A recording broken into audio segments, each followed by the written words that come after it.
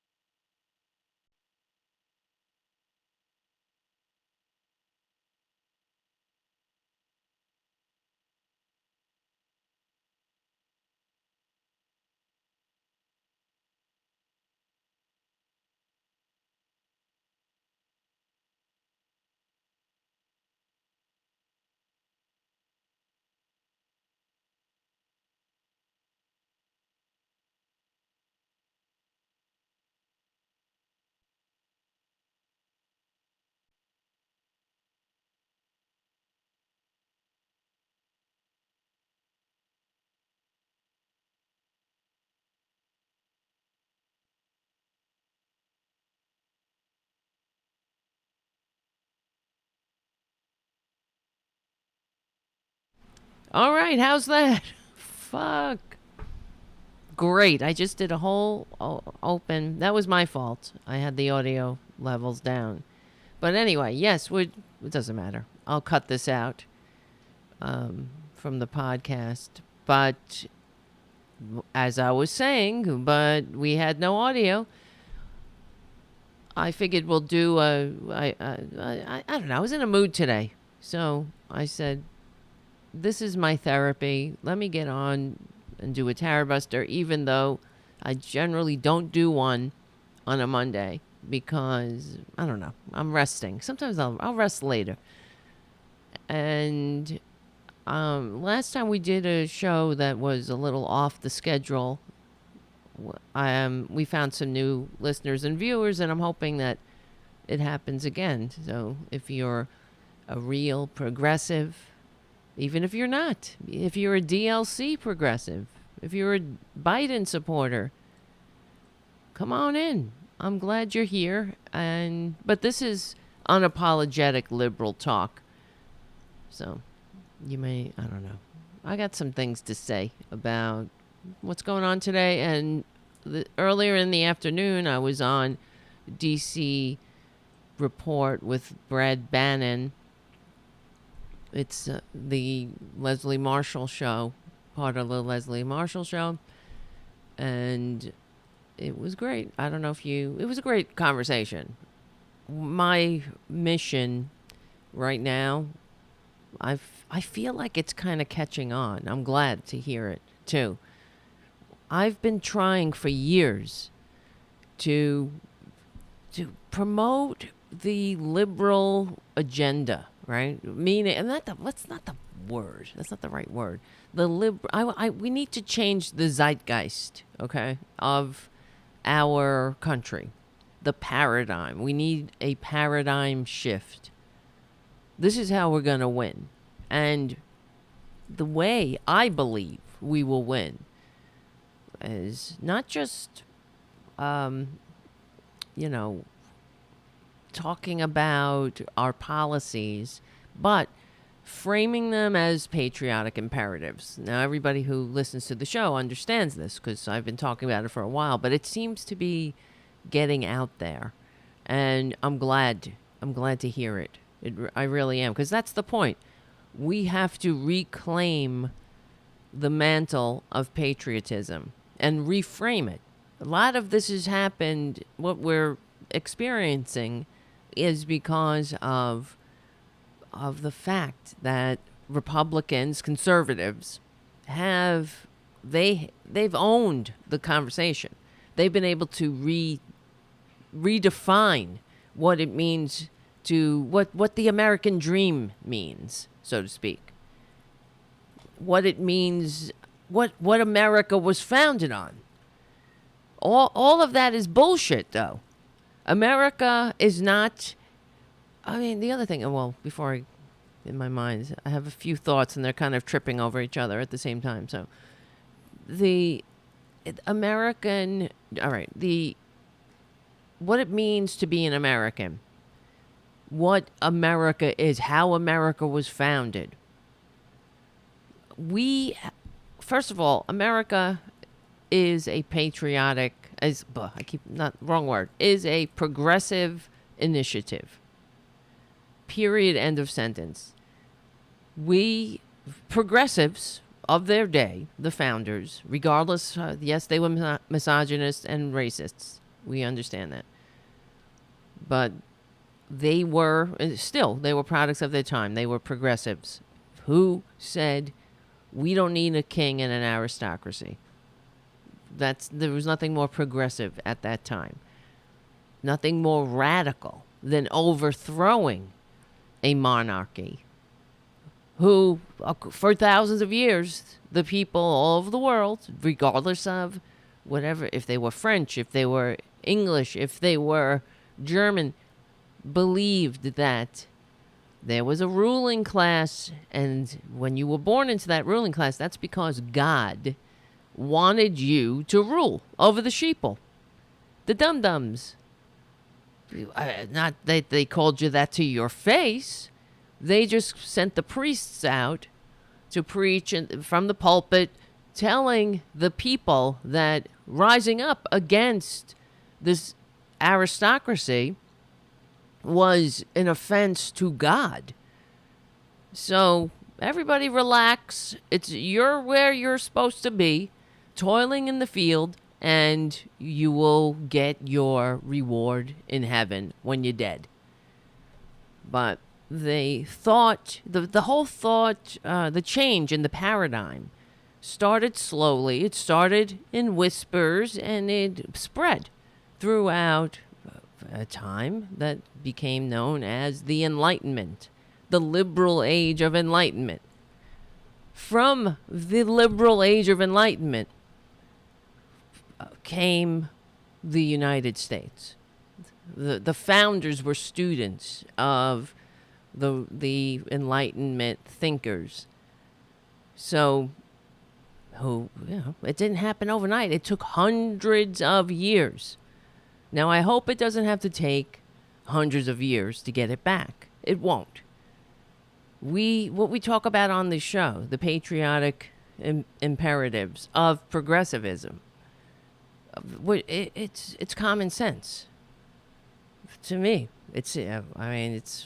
of course it's common sense. Do you want to live in a democracy? Because most people, there are some conservatives. This is what is alarming too, because now there are conservatives that say they say the quiet part out loud. This is a new phrase everybody keeps using, but it's happening more and more.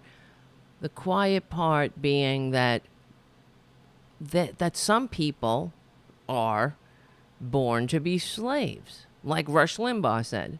Some people are just born to be slaves. Every now and then they'll let that out. They'll let it slip. And Republicans they do the same thing. Like when Twit Ler says, if we allow more people to vote, Republicans will never win another election. Because they understand that they are not in the majority, that their ideas are not democratic, with small d, democratic ideas or ideals. But whatever their notion of freedom is, it is the exact opposite of what freedom actually is for the majority of people. So they have to redefine all of the pillars of democracy. They have to redefine what it means to be an American. So in their mind, right? What is freedom? Freedom to ride you to the bank without a pesky government, big government, red tape, bureaucrats, all of these negative images that they paint. Oh, big government coming in, telling you what to do, like in this lockdown, telling you that you can't go open up your gym in the middle of a pandemic. And they have to redefine what it means. What is patriotism in the middle of a pandemic? To me and every other country, it is stay home and protect your fellow countrymen. That's patriotic. I wanted to read this story from, let's see, here is it. In England. Hold on a second. Boop bop beat up boo. There's so many things going on. Do da do do do. Because I just saw this story. It's kind of like the ass backwards version of America, where in England they're bugging out because Johnson wants to open. He wants to open the government. He wants to open the country. I mean, and the English people, the British people are like, F this. It's not safe because they're getting paid to stay home. You see, they're getting 80% of their salaries to stay home. They have more to lose by going out than by opening up, than by staying home. That's a functioning government. But Johnson is a right-winger. We understand this. He doesn't want the government to pay people to do their job, to fund this war. We're having a war. That's what Twitler likes to be, the war president. We're at war with the invisible enemy, and Twitler doesn't want to pay to arm the troops. And he wants you to die. Like he said, running into death, like running into bullets, like soldiers run into bullets. He wants you dead. And that's why all over Fox News, they're celebrating the fucking idiots out there going to bars, going to gyms. They're standing next to each other. They have absolutely no concern about their fellow Americans. That's supposed to be freedom. But you wait and see. Trust me. It's not going. 90,000 Americans dead? That's what Republicans call a good start. It's not a disgrace. It's not a travesty. Oh, we keep hearing, one death. One death is horrible.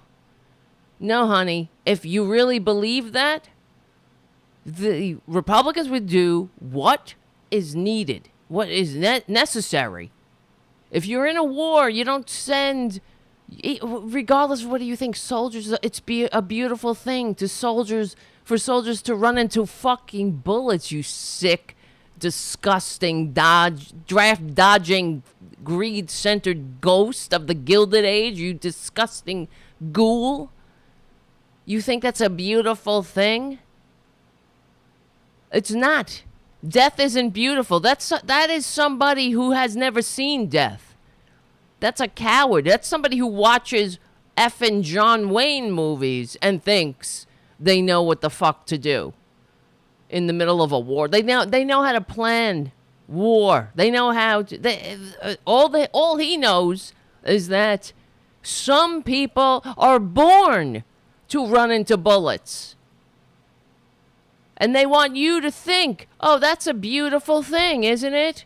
Just like the serfs in the fields, toiling away thanklessly, awaiting their rewards in heaven. Some people are just supposed to die. Government owes you nothing. That's the system the founders rebelled against. I'm sorry, I have to repeat it all the time. It is what it is. Because until it becomes public consciousness, until it is ingrained in the zeitgeist, in all of our, it becomes a second nature to everyone, where everyone just says, yeah, of course. Yes, we understand. The sun rises in the east, it sets in the west, and You can't have a functioning democracy when you have concentrated wealth and income income disparity like this, or a middle class below 50% of the population, and that government that the Republicans pretend to, I don't know what the fuck. They hate government, but what they really hate is democracy. And that has to get into the zeitgeist, into the public consciousness. When you're talking about hating government, you mean you hate democracy. I hate government that is bought and paid for by the billionaires, the billionaire class, the donor class. That's another thing that we have to fix. First and foremost, what kind of democracy has a donor class? One that's not functioning. So in The Guardian, an article, there's a revolt. It said the headline says, "Revolt over easing coronavirus lockdown spreads as poll slump hits Boris Johnson." All right. Manchester mayor unleashes fury at Johnson's plan, which, while public approval for government strategy plummets. So the article, who wrote this article? Toby Helm, Mark Townsend, Julian Coleman, and Robin McKee. Boris Johnson was hit by a growing revolt over his strategy for easing the coronavirus 19 lockdown last night as council leaders across the north of England joined unions in vowing to resist plans to reopen schools on June 1st. Signs of disunity spread as a new opinion poll for The Observer showed that approval ratings for the government over its handling of the crisis had plummeted since the Prime Minister dropped the stay-at-home message and eased restrictions a week ago. In a further sign of discord, the mayor of Greater Manchester, Andy Burnham, writing in today's Observer, says no one thought to tell the leaders of the biggest towns and cities outside London in advance of the Prime Minister's decision to encourage people to go back to work last Monday. In Greater Manchester, we had no real notice of these measures. On the eve of a new working week, the Prime Minister was on TV actively encouraging a return to work, even though that would clearly put more cars on the roads and people on trams, and no one in government thought it was important to tell cities who'd have to cope with it. Pointing a finger at Johnson's chief advisor, Dominic Cummings, the mayor adds far from a planned safety-led approach, this looks like another exercise in Cummings' chaos theory. Doesn't that sound like Twitler? In his article, Burnham says that mayors outside London should be invited into the emergency committee to counter what he says is a London-centric approach, after Liverpool City Council wrote last week to parents saying it was unlikely that schools would reopen on June 1st. Hartlepool Council followed suit yesterday, saying it would not do so either. Newcastle and Gateshead councils have refused to adopt the government's new stay alert message instead of stay at home, and are telling residents instead to stay at home. Manchester is also stressing the stay at home message. The leader of Gateshead Council, Martin Gannon, told The Observer that his authority would put the safety of local people in an area with one of the highest infection rates in the UK are put at risk. There are pockets of deprivation in this area where people are especially vulnerable to COVID-19. Life expectancy here is 2 years below the national average, which is is better than we have here in the United States of serfs and lords, by the way. He went on, "We locked down too late. This lockdown strategy is this unlockdown strategy is premature." Sound familiar? The testing capacity isn't robust enough. We're lagging far behind that. That's why Twitler's going out there and saying testing is overrated. Now, Oh, no. Don't worry about contact tracing. This is how you have to open up safely. Somebody who gets it, you got to find out who has it. Where did they get it from? Twitler doesn't want to bother doing that. They are more interested in keeping up the ruse. That's government. That's conservative government in a nutshell. They don't know what they're doing, and not only that, they don't care. They don't want to know what they're doing because, as I have said for years, for time immemorial, myself, for my entire life, I probably came out of the womb screaming that Republicans are unfit to hold leadership positions in a modern nation, and they don't care. They don't want to. The only reason they run for any government position is to rig the game. That's it. They're not in it for you, for your mama, your daddy, your poppy, your dog, your cat. No, clean air, clean water, animals, insects, whatever, the sun in the sky, the frickin' food we eat, to the ground we walk on, to the air we breathe. They're not in it for anything but themselves. Their greed, lining their own pockets, making it easier to steal, funneling money to the top. They're certainly not in it for democracy. They're not in it to expand the franchise of democracy, to bring more people to the table, to honor the sacrifices of Americans who fought, bled, and died for this country. Not just Americans, those who maybe even those who aspired to be Americans. And none of these patriots, they don't want to honor their sacrifices by ensuring that the government functions, that government that they gave their lives for functions in a way that works for all. That's not why they're in it. They're in it for themselves because they understand that government is important. That's why they talk about, I hate government. Oh, small government. You want small government because government's the only entity large enough to stand up to the corruption of a corporation, to billionaires, to the lords, to your sovereign betters, the ones who want to ride you to the bank unfettered.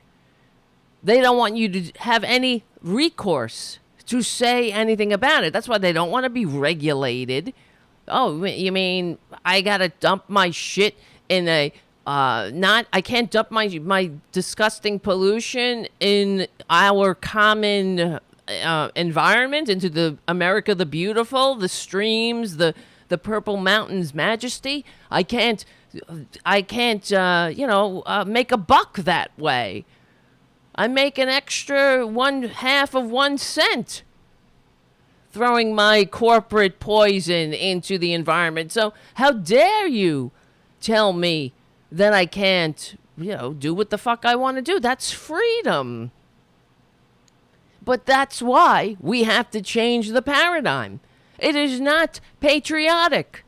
If you're a patriot who says you love this country and you want to ride your fellow Americans unfettered to the bank, you're not a patriot. You're anti-American. You're the enemy from within that the founders warned us about. They wrote it into the Constitution for a reason, because there are domestic enemies. And it's not the people who are saying stay home or you're endangering your fellow Americans. The domestic enemies are the fucking fascists that have no business being anywhere near the halls of power. For real. And they don't have any interest they only want to be there so they can write laws to corrupt government and ensure that they can continue to steal and pull up the ladder behind them so you can't do anything about it. So in England, they're saying, no, it's too early. We don't want to open up. We don't want to die. government because they have universal health care. Not like us. And they're being paid to stay home. Nobody's losing their homes. Nobody is on a line at a food bank waiting hours and hours and hours at a fucking food bank. I'm sure people are going stir crazy too. Of course they are. But they realize that, hey, I don't want to open up too soon because I don't want to die. Not like here where we have the corporate media putting a microphone in somebody saying, I would rather die because I can't pay my rent because they're not allowing me to work in a lockdown and government's not paying the people to stay home as they are in every other country. Of course, if a corporate media had any use, if they were worth a goddamn the millions of dollars for this country, if they were, of course they're worth their millions because they keep the circle jerk of corruption going. But if they were patriots themselves, if they really wanted to get the word out, that's what they would be telling us. Enough stories about Twitler's tone. Or whatever offense. Oh, Twitler, he tweeted out a movie with himself on the face of the movie Independence Day. Who fucking cares? He's a goddamn sociopath. Oh, so let's jerk off about that online or on the corporate media for hours and hours and go into each primetime show. Circle jerk punditry about it, just how unhinged and disgraceful it is, and childish on top of it. What's the point? Throw in some stories there about how the conservatives in England want to open the country but they dare not. Unlike here, the conservatives, we're talking about conservatives here. These are the conservatives in England are like the Democratic Party here, the DLC Democrats. You know, these are conservatives that they would never dare talk about privatizing or having a health system that leaves 10 million people out. That wouldn't even be that's not conservative over there. Here, that's a different story, right? We have Democrats that propose health policies that leave millions of people out, and they call that a great success when they should be really ashamed of themselves. But over in England, they're not tripping over each other. They're not screaming at the faces of their legislators to let me work or I can't pay my rent because they are getting their salaries. That's what's happening. They're being armed. They're funded. Their war is being funded properly. Not here. Not in the fucking broken ass grand experiment that failed. And what is failing is as the media, honestly. I was on another show on Sunday, a new podcast called Draft Night, Freddie's Draft Night, and he's a progressive, and he was talking about, well, how do you fix it? How do you fix it? He kept asking me, I'm telling you. This is how you fix it. You don't have to reinvent the fucking wheel. We have already had a functioning middle class. It was called the Great Prosperity. When we had a government that not just worked for the 1%. They had top marginal tax rates of 90%. They had a progressive taxation that prevented, and an estate tax that prevented the growth of intergenerational aristocracy. I mean, we have policies. You don't have to be Miss Cleo to figure out the end of the story. All you got to do is look at the policies. And how do you get it back? Okay, it's broken now. This is the problem. It starts by changing the paradigm. Like $15 minimum wage, that was too pie in the sky. Until it's not, until you say hell no, and you don't give up, and you don't stop. You push and you force and you picket and you sit in and you never give up. And you shame these effing Democrats. How dare you? You got nerve, buddy, proposing a health policy that leaves 10 million people behind. And then don't tell me about pie in the sky when all we're talking about is the American way of the patriotic imperative of progressive policies. That if you want a functioning democracy, that's what's on the line. Stop fucking pandering. I mean, really, I can go on about that. About with these goddamn Democrats pandering. We already talk about this all the time, but pandering to right wingers, talking about Republican. Oh, I could get Republicans to vote for me. Fuck that. Enough. Oh, what do you want from me? Why are you trying to go into my shirt here? Junior? What is happening? Do you see what's going on here?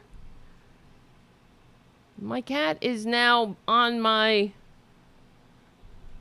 He's now in my back here. He's in my shirt. He crawled up my... Come on, Junior. What is the matter? Stop it. Look at this. Let me remove this lower third. Excuse me. Look at this. What is going on? Can you please? I need my space. Come on. What are you doing? What happened? Is he hiding from Francis or something? This is crazy. And he's going, meow. Can you please leave?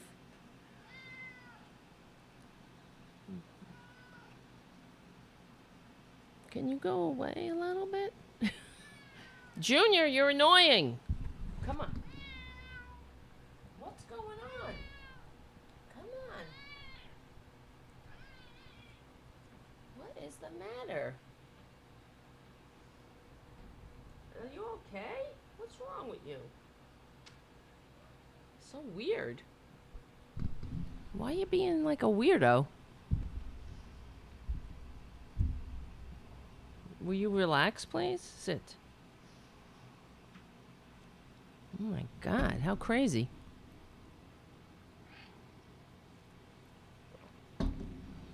Well, it's okay, buddy. It's okay. He won't beat you up anymore. I don't know what was going on. If he was running away from Francis. But Francis is sitting right here. See? There he is. Right there. What's going on?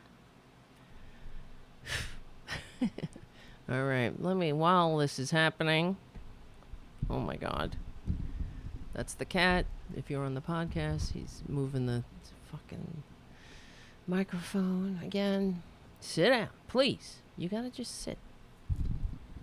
Holy Christmas.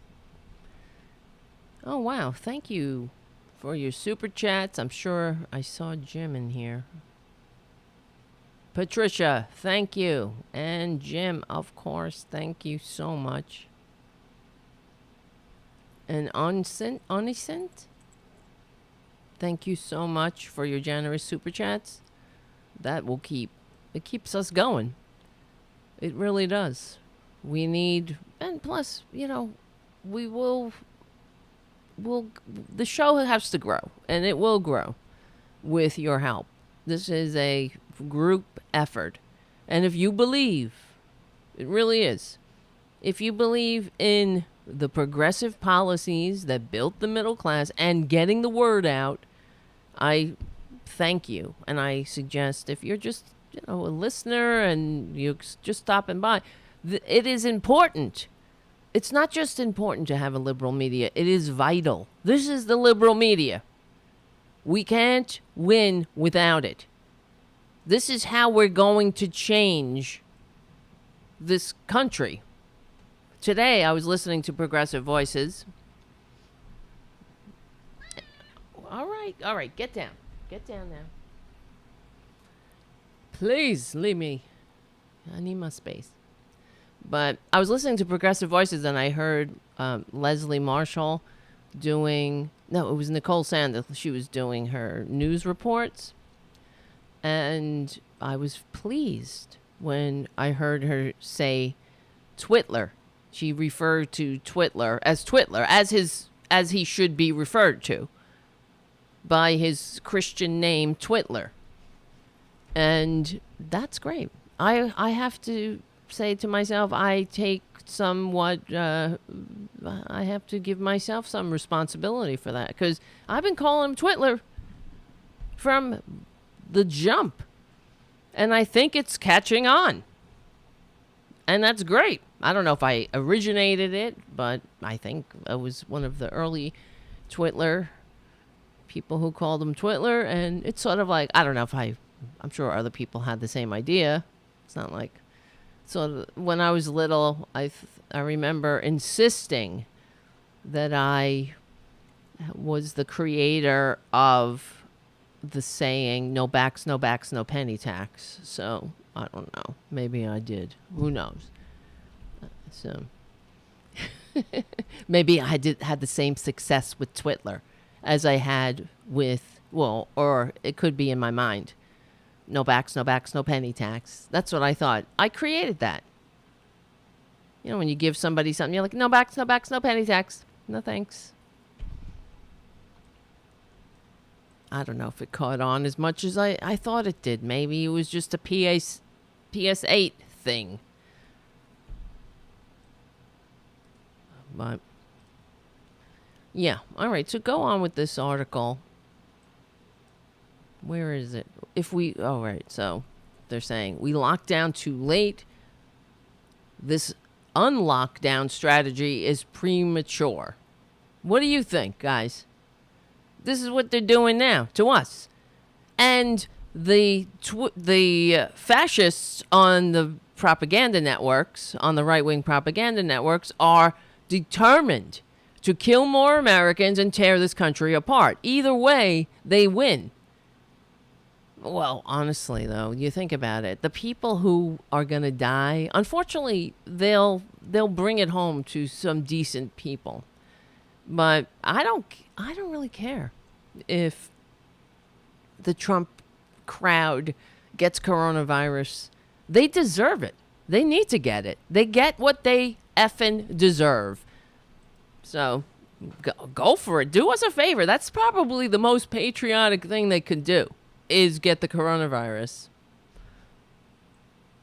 As long as they stay home and not, but they won't do that. That's the thing. They won't stay home, and because they're whiners. So they're not strong in any sense of the word. They're not metaphorically strong. They're not literally strong. They're not emotionally, spiritually, sexually. They're in no way are they strong. They have no strength in them. That's why they're such weak ass, tiny little complaining bitches, cowards, who whine and complain. Oh, I haven't had a haircut, or I need to. They don't understand. They're so stupid that they have been tricked by the oldest tricks in the book. Their racism makes them easy fodder for the elites, who can tickle that racist funny bone and get them to now it's getting them to kill themselves. Basically, it's the first, I guess, revolution or civil war in history where the rebels kill themselves. But go right ahead. Go unlock down yourselves. Get out. Go to the gym. I saw something like there was of some footage, of course on MSNBC, whatever, the bug up my ass, MSNBC, and I feel like I monitor it. I have to monitor it for the ridiculousness it is, and, well, also to counter it on this show. And they showed some guys at a gym, and none of them were wearing masks. They were picking up the weights and whatnot, just picking them up. Okay, like a cursory wipe down on the... good luck with that. Have a good life, because, you'll see. Well, you got the virus has another idea. But, and on, who the fuck was this? Oh, yeah. Herman Cain on Twitter. Another scum. This is what I'm talking about when we say how Joe Biden, he wants a woman as president. Who cares? It's like, oh, wouldn't it be great if he picked a black woman? Well, what black woman? Because we got a black man, Herman Cain. Does that fit your bill too? What do they stand for? So Herman Cain tweeted, "Great news unless you're part of the lockdown left." An article, he tweets an article, right? It says, the headline is, U.S. Health Secretary, reopened states are seeing no spikes in cases. That is bullshit. And guess where the article comes from? HermanCain.com. So let's just pull bullshit out of our ass. And I can't even believe it. I got to show you what I'm looking at right now. That if I have to look at it, I can't go in there alone. Look at this picture. That's the, as you can see on the left, that is you guys. And I can see the super chats. That's the feed. I can see the feed going out. And as you can see on the side, the super chats go away after a certain period of time. It only scrolls back to so far. So if I miss your super chat, that's why. All right, so let's look at this. HermanCain.com. I'm trying to get Ecamm to focus. Focus, Ecamm. How come I can't? It's not doing this. Oh, here it is. All right. U.S. Health Secretary, reopened cases are seeing no spikes. Reopened states. That's not true. Texas just had its largest spike. And, it's reopening. But what's more disgusting, though, is I'm looking over on to the left. It's my right. I guess it's your right, too, right? I don't know. My other left. Look at this picture of Herman Cain. Let's see if I can zoom in. I probably can't. Oh, my God. Does he have any, dignity? As you can see, I was searching for masks because the mask that I have when I go out fogs up my glasses, so I need one that has like a breathing thing. But of course, when you look for things online, everything is traced and tracked. So that's now for forever and ever, I'll get all these ads for masks everywhere. But anyway, look at Herman Cain sitting there. Look at the fucking portrait he has behind him. Reagan. No, it's not Frederick Douglass or any African-American hero. A real patriot. It's fucking Reagan. A racist. Another Republican who tickled racist funny bones. About the young bucks on food stamps and bullshit like that. Welfare queen. But Herman Cain's got a fucking portrait of Reagan. Talk about pining for your oppressor, like a battered spouse pining for an oppressor. That's why they love Herman Cain. He's a human shield for bigotry. It allows them, see, they can point. It's like when George W. Bush said he was asked about his cabinet being nothing but rich white old fuckers, and he said, "Oh well, when I hear criticism, I just point at Condi Rice." And that's what it's come down to in America. Tokenism. Here, look, I'm not racist. Doesn't matter my policies, my history of racism, my entire platform being fucking racist, tearing this racist-ass country apart, that Republicans will do anything but have the necessary conversation to advance together, e pluribus unum, have a country that works for all. No. Let's pretend that racism is over, and look, because of Herman Cain. Oh, no, I'm not racist. The Republicans, they actually had a CPAC. I always remember one of the CPAC speakers, or one of the, CPAC is just a cesspool. One of their seminars they had one year was, "Are you tired of being called a racist when you know you're not?" Isn't that amazing? Are you tired of being called a racist when you know you're not? Well, maybe you should look at yourself and say, why are they calling me a racist? Why does everybody keep calling me a racist when I know I'm not? If somebody kept calling me a racist, I'd be like, okay, what? What the fuck am I doing? Where am I in this equation? But Republicans can't take responsibility for anything. It can't be your policies. It can't be your insistence to call Nazis and KKK tiki torching, fascists marching through the streets yelling blood and soil and Jews will not replace us, calling them very fine people. No, has nothing to do with that. You're not racist, not at all. Can't be your racist ass policies, or talking about welfare queens dividing and conquering this country, or from day one. This is what they have always done, Republicans and conservatives, from their attacks on unions. It's always been racism, keeping people apart along racial lines, of course. Their argument against, how they argued, how they approached unions, as they were trying to bust unions. Do you want to call an N-word your brother? That's how they got them, the racists. Because they know that the biggest threat to conservatism and the oligarchy, that's what it is. It has always been this way.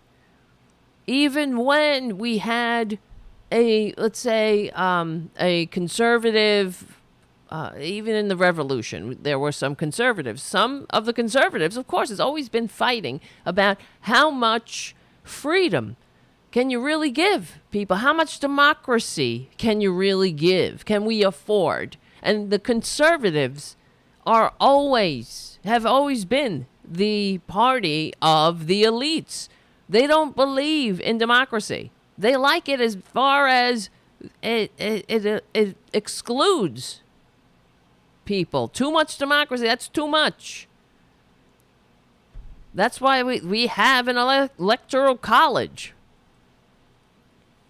So if we ever get close, dangerously close to reconciling our racist-ass history together, which is needed, we will have to get there soon.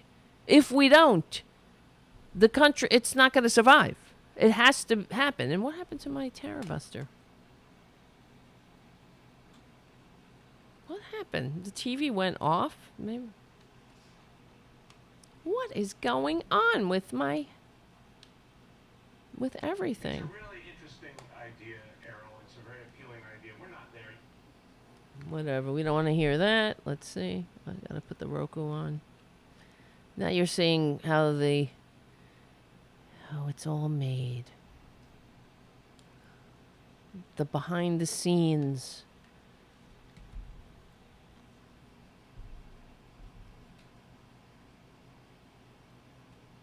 How the sausage is made of Tarabuster. It's very high tech. It's a Roku and the Roku media player. Boom. Wow. Amazing. And, of course, Francis Jr. That's probably why they were acting nutty. They used the bathroom or the litter box. Depending on who went to the bathroom. I can smell it. Gross. Does that happen to you? Your cats lose their minds right before they use the bathroom or the litter box? I do have one cat who uses the bathroom. Tara Jr. He is toilet trained. And I have another cat who uses the litter box. But they are generally, it's weird. It's like women who get their periods at the same time. These two seem to go to the bathroom at the same time. They're synced up. And it's not good for me. Especially when I can't get up and go change it or whatever. It doesn't matter. Nobody needs to hear this. You don't need to hear this disgusting conversation. But, yeah. All right, let's see. Where else? Where are we? Where am I? I had other things. There's many things I wanted to talk about. One of the things I wanted to point out something. This is why your patronage is vital. It has to be pointed out. I'm sorry. Thank you for your patronage. We need more patrons. We need about 1,000 more of you. I know we'll get there eventually if we don't give up, which I feel like doing approximately every 20 minutes. But, one day at a time, sometimes 1 minute at a time. We need more patrons so we can have a daily show and somehow become, change this effing country. You change it by changing the conversation. Stop apologizing for the progressive policies that built the middle class. Stop pandering to Reagan. Stop saying, I read in Ayn Rand. My favorite book is Ayn Rand, like Stacey Abrams. Fuck you. You start quoting FDR. You say, it is about time that we bring FDR's vision of a functioning democracy to fruition, and we shore up the economic disparity and upward immobility that made Twitler possible. And thank you, Shannon, for your very generous super chat. That's it. That's how we roll.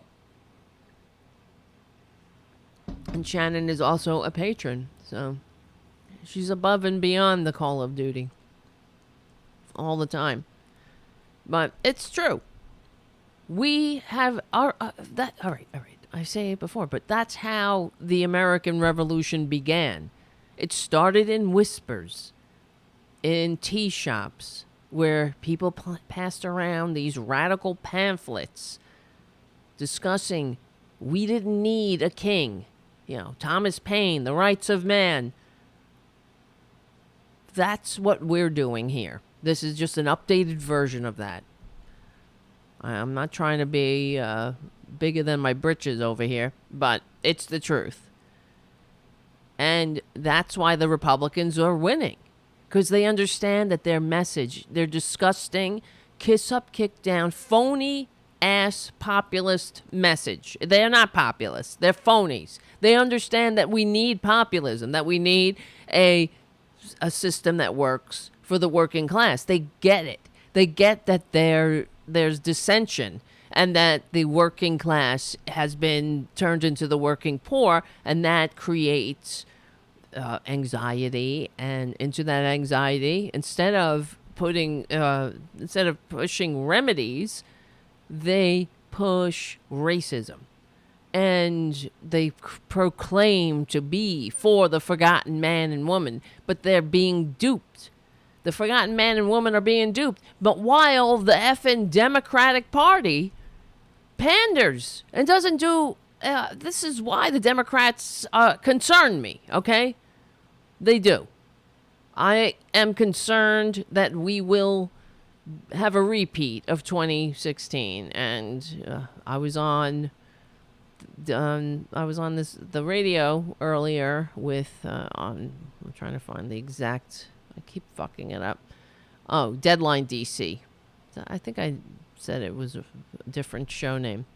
Or DC Report, I think I said it was. No, it's Deadline DC with Brad Bannon and Leslie Marshall. It's Leslie Marshall's show. So Brad Bannon he co-hosts the show. But this is what we were talking about on that show. Oh, I am concerned, according to polls, because Brad Bannon brought up that Joe Biden is leading in the national poll, but he is behind in battleground states in certain polls. That's really concerning. It shouldn't be an issue. All that's going on, 90,000 Americans dead and counting. Why is it even close? Just like Hillary, it should not have been. She should have blown this effer out of the water. A tax cheating, draft dodging, dictator envying con man out of the water. Because they try to play nice with everybody. We need a progressive revolution. And we have to be unapologetically liberal, unapologetic progressives. That's what I call this show. Oh my God! Thank you, Stephen Lee. And speaking of, now I want to make a correction. I want to speak to Michael Deason, who is a supporter, a patron, a longtime supporter. He's someone and also a super chatter. He is still a patron. I was mistaken. He's not. I thought he wasn't a patron. I thought he stopped his patronage, but that's not true. I was mistaken. So thank you. And he left me a message. And I want to play it because he was the one that I was saying that his mother voted for Biden. And he left me a few messages telling me stop whining about Bernie. But I want him to explain it in his own words. So I figured, let me play Michael's message.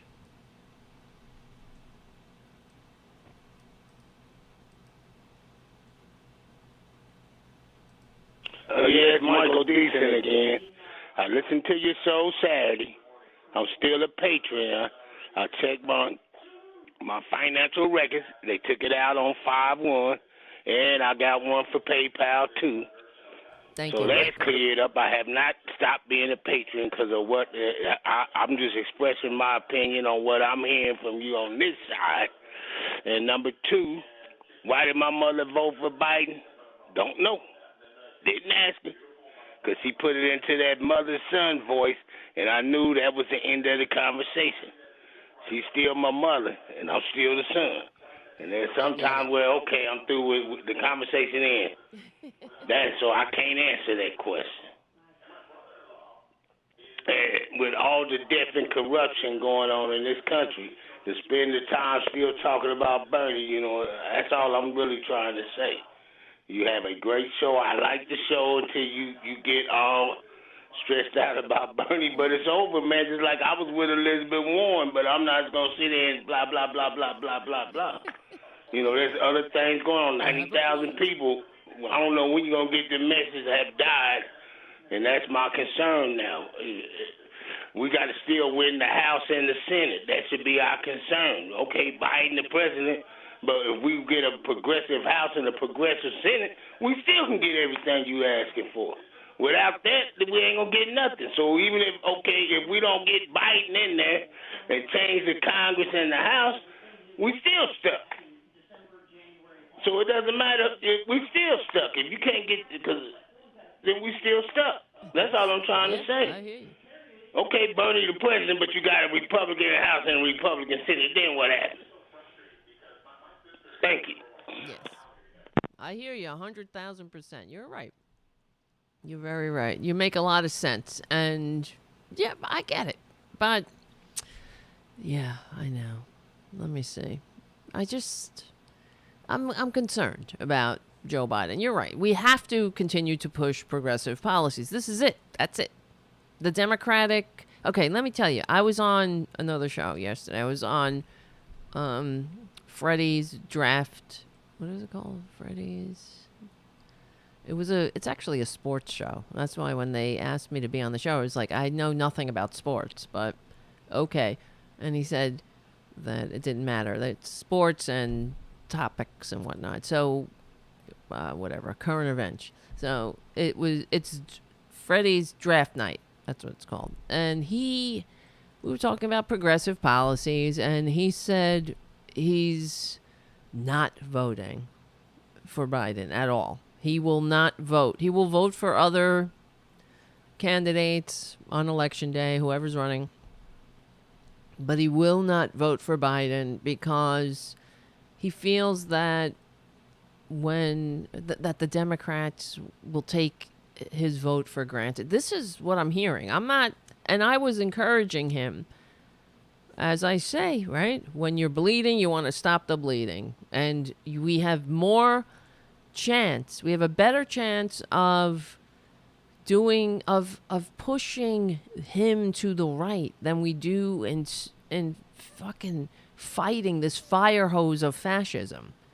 By the time Twitler is finished with us, we're not going to recognize this country anymore. Every day there's more, and every minute, every 15 fucking minutes, there's more shit we got to fix. A certain amount, after a certain time, you're like, oh my God. It's like a goddamn house in hoarders. You walk in and everything is stuffed to the ceiling with shit.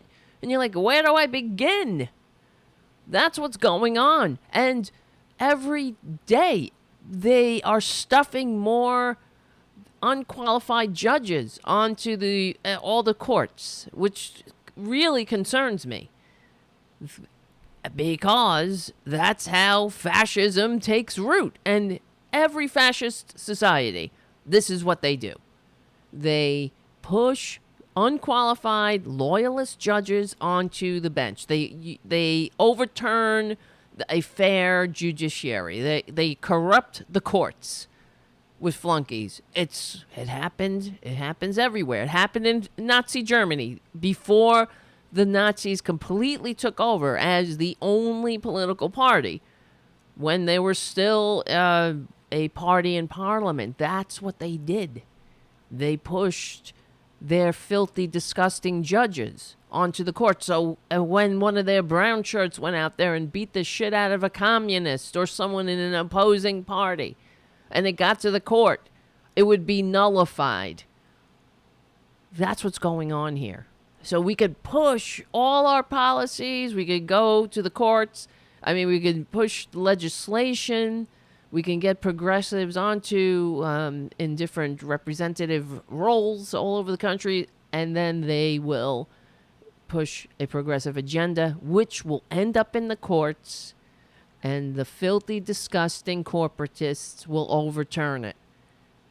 That's what FDR was up against with the New Deal initially, except he fought. What he did, he said, okay, I'm going to pack this fucking court.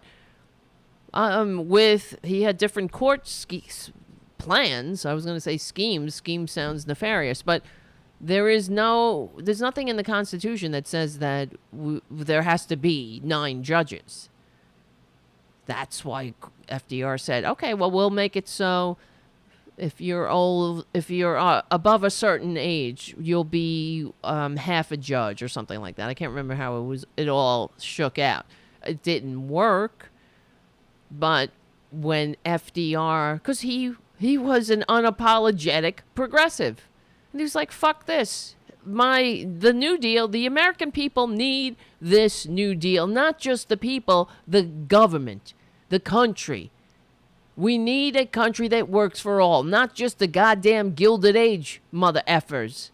The Gilded Age is over. It's time for a revolution in the working class.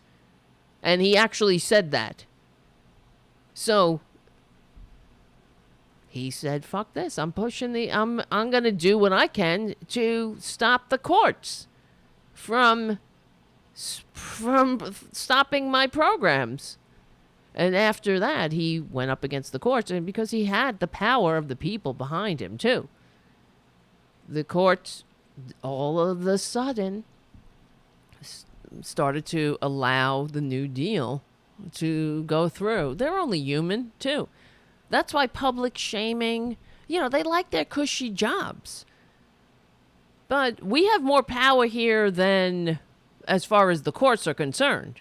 So if we get a progressive, an actual progressive president, let's say, right? Biden, he's not a progressive. We know that. But there is a way we can remedy this fucking usurped Supreme Court. And that is by adding more liberal judges on the court. Just keep adding court. Fucking do it. One judge at a time. Make it a progressive majority. They want to play games like this. They want to stop a democratically elected president who was elected in 2 landslides. They want to stop him from fulfilling his constitutional duty as mandated by the Constitution and given to him by the people twice. They want to spit in our faces and say, no. My proudest moment is saying to Obama, you can't you're not going to fulfill your constitutionally prescribed duty that the people have given you 2 times in 2 landslide elections. Tough shit. We say, okay, motherfucker, we're going to add 3 more judges onto the court, and they're going to be progressive. So Kavanaugh, and the man without honor, Neil Gorsuch, the fucker, if he had any honor, he would have said, no, thank you. If I'm going to be on the Supreme Court, I want to earn that right legitimately, not just be, like you should have, if he had any honor, he should have said, no, pick Merrick Garland, right? Merrick Garland was a conservative. This is what happens when you play nice with snakes, Republican snakes. So Obama says, what's his name?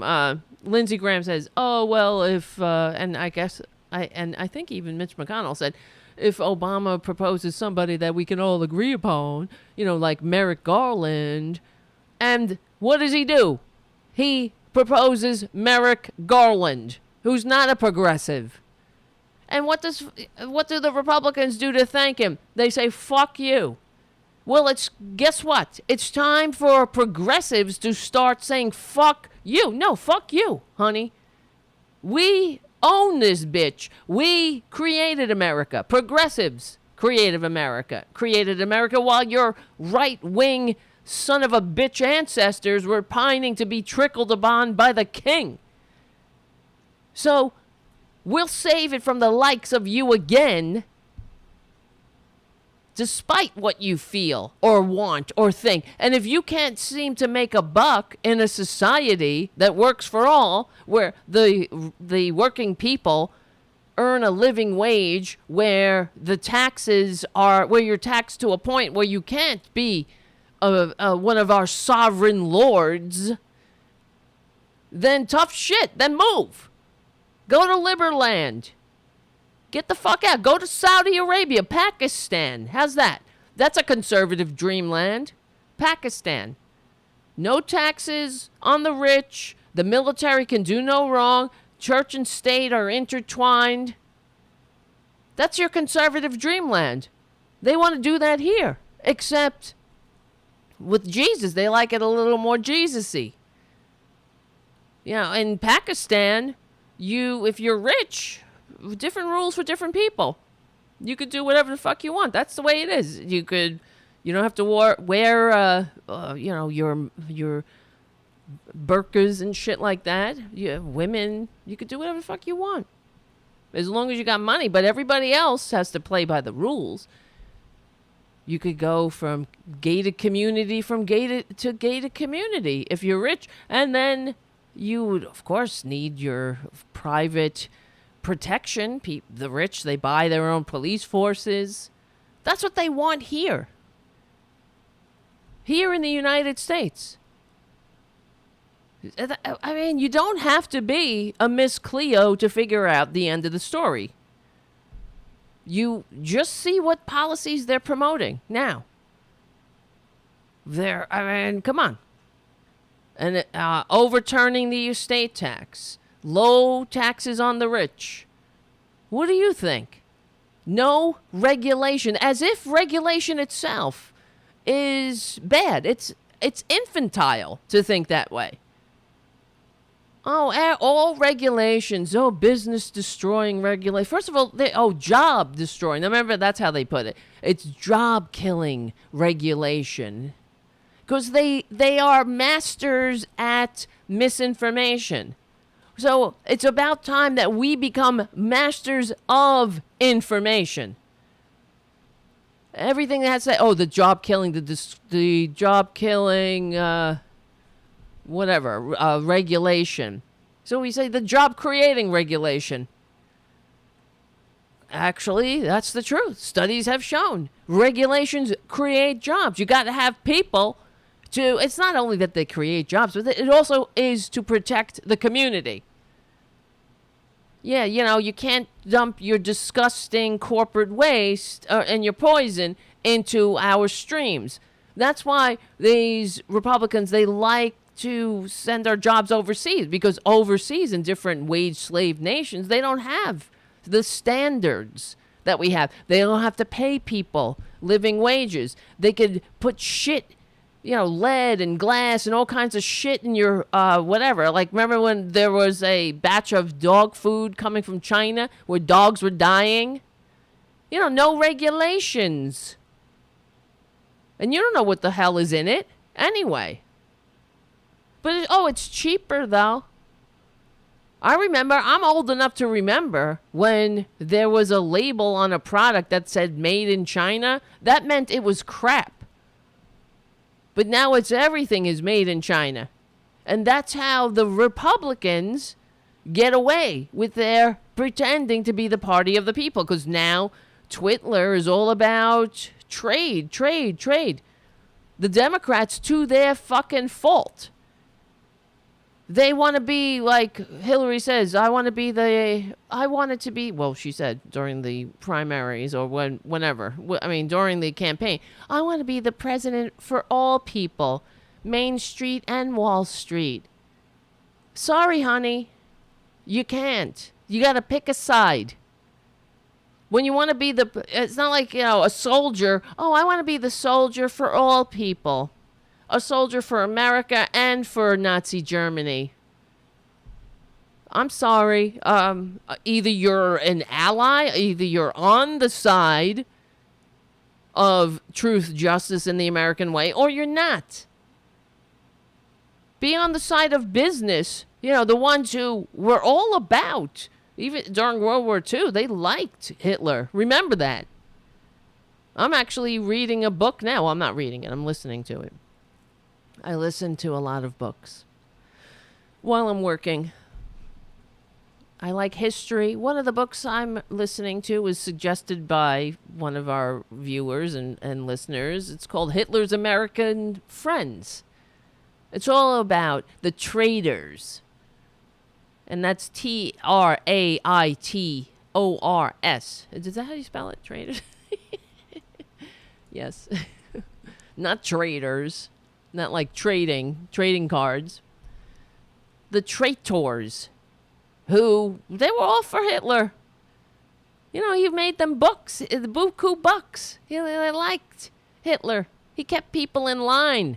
He made the Autobahn. Oh, so what? A bunch of Jews and gays and, gypsies and fucking subversives, communists. Who likes communism anyway? That's why they picked Hitler. Oh, yeah, it's Michael Decent. They liked, he's their guy. What is fascism? Fascism is the merger of corporations and state. So, of course, big business loved Hitler. And they had, the German-American Bund. We could have had, a Nazi sympathizing president. In fact, I think there's a show about that now. About if Limburg had won. Yeah, all of Limburg, a big Nazi. They liked Hitler. He was big. He was good for business. Kept people in line. They don't give a shit. They'd still like him today. If this were the 1920s and late 20s, well, after the beer hall push. So if this was the early 30s, what do you think Twit Ler would be saying about Hitler? Yes, silver shirts. That's what they called them. And what was that? Father Coughlin? He had his own. Was that the Father Coughlin brown shirts? They had their version of the brown shirts. Were they called the silver shirts? Let's see, brown shirts.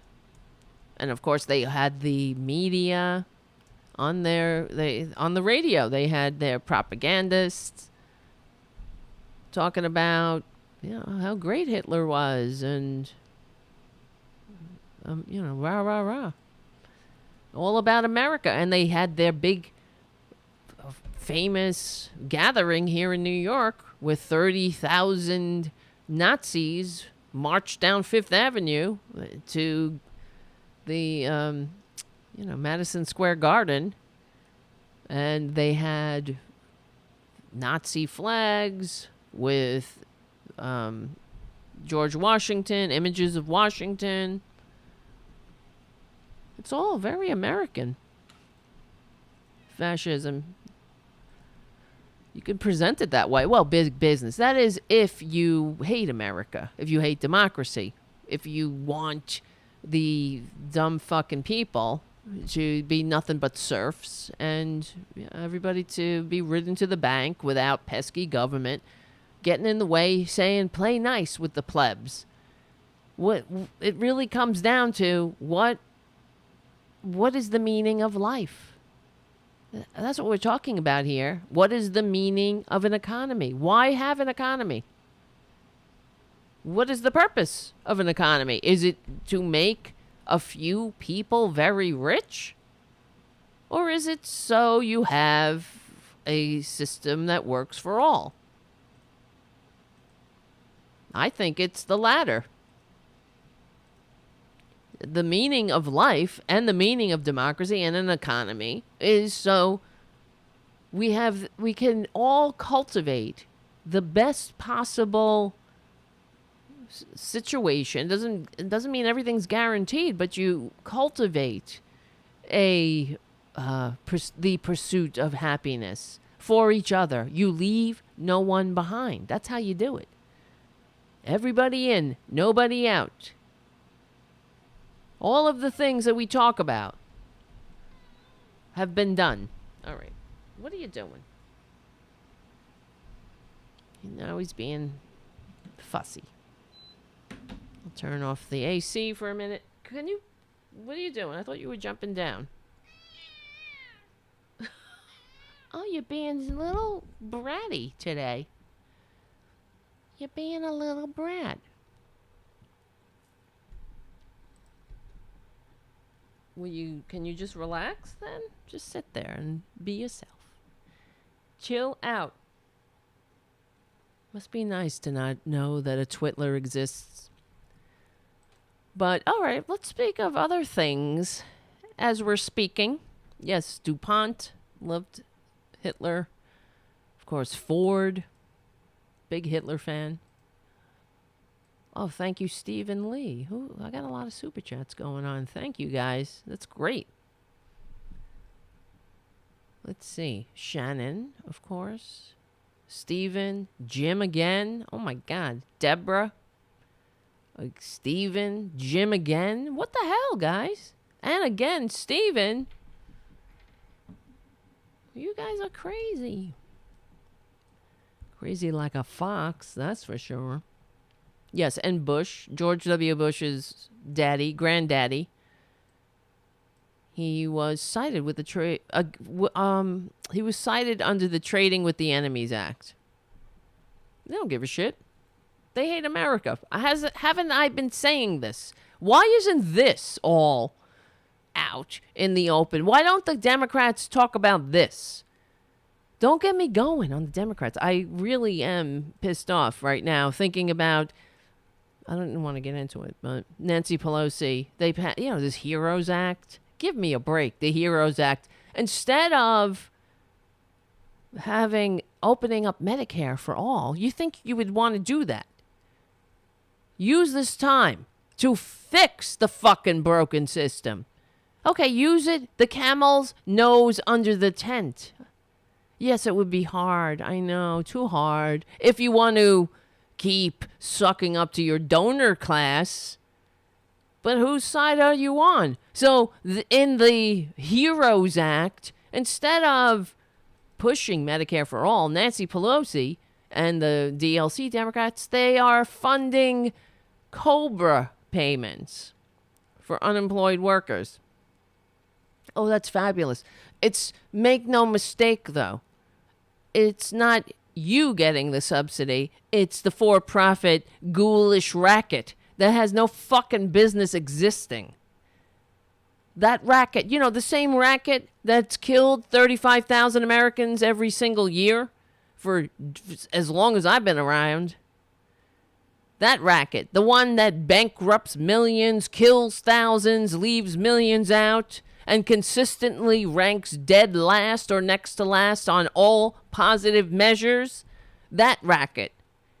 Nancy Pelosi just gave the fucking health insurance racket more of our good tax dollars. So it's not enough that they kill us. They keep killing us so they can keep killing us. That's disgusting. And she should be ashamed. And honestly, enough, Nancy Pelosi. Enough. How many years? What is she, 80? Not that, I'm not trying to be ageist here. It's not about that. But she's not got her finger on the pulse. She's clearly missing the forest through the trees. The generation coming up are the most progressive generation. It's the most progressive generation in history right now.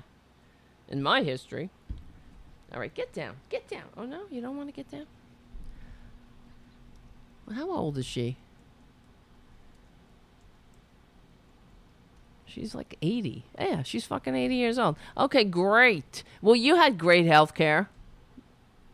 You're on Medicaid now. What do you care? Look, I'm all got hair all over my goddamn shirt. Get down. Come on.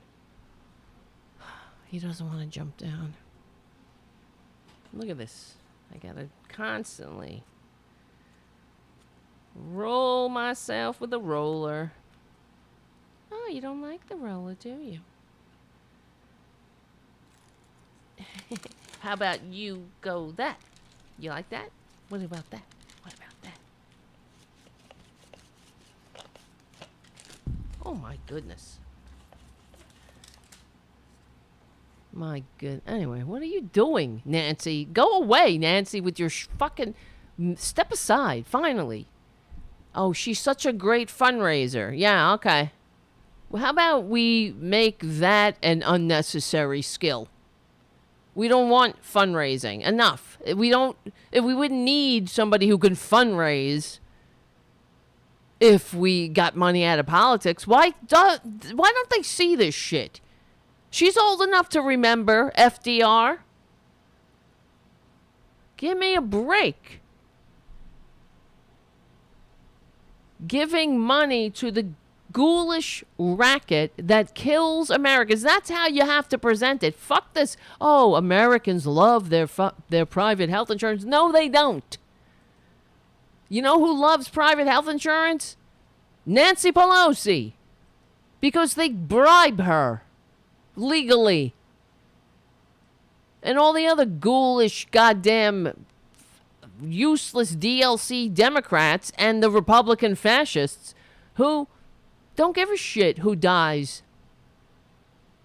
while the rest of the world continues not to look at us like we're out of our goddamn gourds, because we are. We allow it to continue. I keep asking all the time. I ask, how much longer? How much longer are we going to take it? I ask that about the Democrats too. How much longer are we going to have to endure a Nancy Pelosi who doesn't fight on the right side of history? She's fighting for her donor class. If you were fighting for the people, you would be disgusted that we have a company. There's a whole industry that makes money denying health care to people and has killed. How many Americans are dead because of this ghoulish racket that shouldn't exist? It shouldn't. It's pointless. And Nancy Pelosi just propped it up a little more. Gave that money to the broken-ass system so that they can still deny you care. So now they're going to pay the subsidies on Cobra, which is fucking ridiculous. All that money wasted into a broken racket fucking system that is the worst. It's not just worse in morality. And I'm not just saying it's the worst system. It is the measurably worst system. They do a study every year. And every single year, the U.S. ranks last or next to dead last. And I don't mean that as a pun. U.S. health, let's see. Last or next to last. Yep. Here's another one. Another article. Unbelievable. But that's what Nancy Pelosi just gave fucking millions and billions of dollars. Who knows? I don't know how much, but a lot. They gave money. Another injection. Like giving a goddamn junkie some more blood money. Americans are still struggling with their health and rank last. Wait. Americans, here we go. This is a couple of years old, this article, but it doesn't matter what year it is. We will have the same article because year after year after year, the U.S. ranks last. Americans are still struggling with their health and rank last against citizens of 10 other wealthy countries when it comes to emotional distress, struggling to pay for care, and skipping doctor's visits. The latest report from the Commonwealth Fund, which routinely points to the shortcomings of the U.S. healthcare system, shows not much has changed in 15 years or longer. Americans still pay far more for medical care than people in every other rich Western nation, but have little to show for it. The group surveyed 26,000 adults from Australia, Britain, Canada, France, the Netherlands, New Zealand, Norway, Sweden, Switzerland, and the United States. It found 43% of low-income Americans went without medical care because of costs. In other countries, these rates range from 8%. That's outrageous to them, right? Here, fucking 43%. And that's what I would imagine is lowballing it. In comparison to adults in 10 other countries, adults in the United States are sicker and more economically disadvantaged. The United States trailed other countries in making healthcare affordable and ranked poorly on providing timely access. I thought that we all don't, everyone has to wait. They all gotta fucking wait everywhere. You know, here where you go booga, booga, booga, you say healthcare, healthcare, healthcare 3 times in the mirror, and all of a sudden your amazing doctor appears to give you the best healthcare in the Western world. If you're a fucking moron who believes that shit, then you need to shut up, honestly. You get what you deserve. Problems were particularly acute for low-income adults. Yet Americans now spend nearly $10,000 per person a year on medical expenses. By far, this is in 2016, this article, it's probably more. By far the most amongst developed countries. Health spending now tops $3 trillion a year. Health insurance premiums have been steadily rising, and employers who cover 60% of Americans this is my editorializing, in the stupidest, fucking most ridiculous kiss up, kicks down, serfs and lords system that ever was concocted in the goddamn fevered dream of a greed-centered ghoul, who cover 60% of Americans, have been increasing the amount of their work that their workers must contribute to their own medical care. The U.S. spends more on health care than any other country, but we get far less. Significant resources fall short in terms of access to care, affordability, and coordination, said the Commonwealth Fund President David Blumenthal, Dr. David Blumenthal. We can learn from what is working in other nations. Yeah, if we weren't dum-dums, if we weren't a bunch of dumb fucking yokels who are screaming in each other's faces like, I'm gonna die, instead of, I'd rather die of coronavirus than expect my government to function properly like every other goddamn country. That's what a stupid, dumb bitch I am. And I'm watching Fox News right now in my ear, telling me to scream freedom, freedom, freedom. And fake news, fake news, fake news. We can learn from what's working in other countries. Yeah, I mean, that's what I say about, I talk about the Roman Empire. 1,000 years it lasted. We won't come close to that. Trust me, we are already dead. So this is not a functioning society. It took the Romans over 500 years to lose their republic. We've beaten them to the punch by many centuries. So, but yeah, that's why they were successful. They went around the world. Whenever they went to another place, they saw what worked and what didn't work, and they took those policies, they took those initiatives as their own, and they made it Roman. But we're not smart enough to do that. We have the worst, most expensive, and the measurably worst health care on earth, and a few disgusting millionaires who are the mouthpieces of rackets owned by billionaires, are paid to tell us we have the best. We have the best, in spite of the fact that every single American has a story. They have a personal story. Everyone. We all do. If I polled every one of you guys listening and watching, you would have your story. How your mother was denied, or something, or you had to go bankrupt, or I receive letters from people who they could have been dead. They're alive in spite of the insurance racket, or some people who died, who were still fighting with insurance racket while they crossed over because they made the mistake of getting sick. That's the nature of life, though. Guess what? Everybody's going to get sick. You're all going to get something. That's how it goes.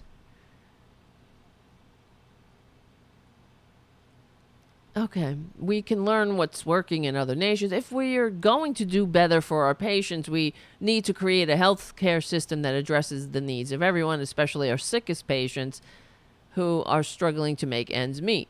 It doesn't matter. This is why we have to reframe the debate. It is about patriotism. How much more, how much longer are we going to take it? A company, we do not have the best health care in the world. The fact is, we have the best anything if you're rich. But unfortunately, we have a health system that needlessly kills thousands. And if you think that's the best, then you're not a patriot. Then you hate America. And we have to Frame it like that. Oh, that's the best. That's the best. Yeah, you got the best. Well, if you don't give a shit about your fellow, then you're not a patriot. And shame on you. And we need to shame them. They should be ashamed. It's time. They gotta be shamed. Like Willie Geist, shame on you for spreading this shit, this bullshit that everybody loves their private health insurance while you got yours and millions got nothing. How dare you? Spreading this bullshit that millions left behind is the best we can do. You should be ashamed. You unpatriotic mouthpiece of billionaires who ride us to the bank like parasites and discard us like hosts. Like sucked, like this, what do you call it? Husks. Like drowned, hollowed out husks. That's what they leave behind. The weaknesses predate the 2010 Affordable Care Act, widely known as Obamacare. It was President Obama's signature legislation, but was from the beginning a compromise broadly rejected by Republicans in Congress and criticized by liberals who wanted a single-payer system. That fucking works. The law was meant to gradually lower healthcare costs by first getting more Americans health insurance so they could get chronic health conditions taken care of. Yeah, that's the Republican healthcare plan. That's why it sucks. And Republicans can't have Democrats winning because Republicans have absolutely no interest in a functioning society. That's why they don't care how many people die. It will not be enough for them as long as they can continue to steal and ride you to the bank. If you're a stupid dupe voting against your own better interest, good. They want you to die. They don't care. Die. You and your granny die. They're not going to shed a crocodile tear. Your granny, your mama, your wife, your sister, your brother, whatever. Oh, well. Soldiers running into bullets.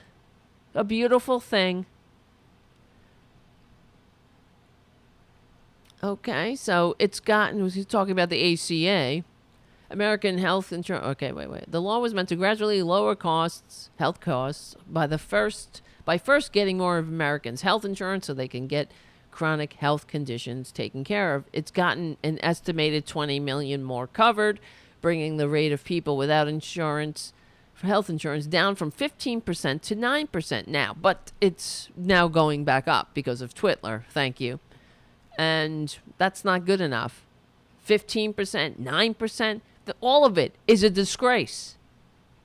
0%. That's how it has to go. Nobody out. Everybody in. That's the only patriotic way. That's the American way. And if you don't agree, then you're not a patriot. And you should be ashamed of yourself. You're a greedy ghoul, and you'd be better off living in the kind of system the founders rebelled to escape. The report says it's only begun, but Trump has promised to repeal or significantly, he's talking about the ACA, reform it, meaning he's got no reform. Republicans don't have any ideas. They had years to come up with an idea. They can't because the goddamn ACA is their idea. You fucking dummies. Not you guys. I'm talking about to the stupid Republicans who are like, Obamacare. My insurance was $200 and now it's $600 because of Obamacare. No, fucker. It's because you and your stupid Republican policies that if you thought your health insurance was paying for health insurance, you're a fucking stupid moron.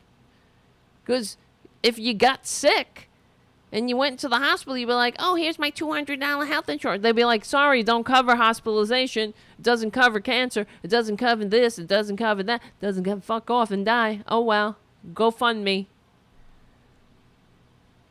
Son of a bitch. I'm pissed. The major coverage expansions of the law were launched only in 2014 and thus is still ramping up or whatever. This is heartbreaking, really. Ugh.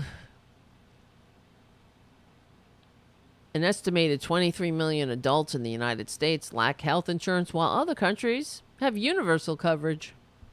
The report finds Americans are more likely than people in other countries to have more than one chronic condition, such as arthritis, heart disease, asthma, high blood pressure, or diabetes.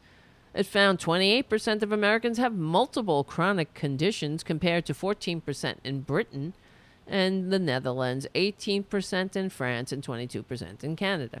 The Commonwealth Fund says that its research consistently finds that providing high-quality, well-coordinated, and inexpensive health coverage translates to better health overall. You think? Not here in the United States of serfs and lords. Here, they don't give a shit whether the Americans are dead. You're nothing. You understand? You are nothing but a carcass to run into a bullet. You're a bag of bones. You're a useless eater. You create, do whatever you're there to be ridden mercilessly and to shut up and not pester your betters who were born on third base thinking they hit a triple. You're the intergenerational aristocracy, just like the founders rebelled against. Like when they say, "Oh, thank you, my lord. Thank you, my sovereign lord, Baron so-and-so, Duke, whatever the fuck your name is. You know, our betters. Thank you, my lord, for trickle something upon us." That's not what was this thing of ours was supposed to be. Isn't it ironic that the country that we rebelled against with the goddamn king and queen that has a queen currently, that country is more free, has more democracy,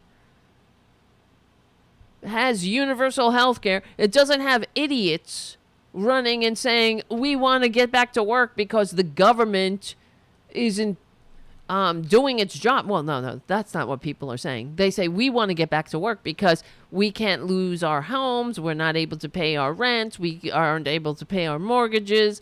And we're not able to work, so we got to get back to work even though there's a pandemic.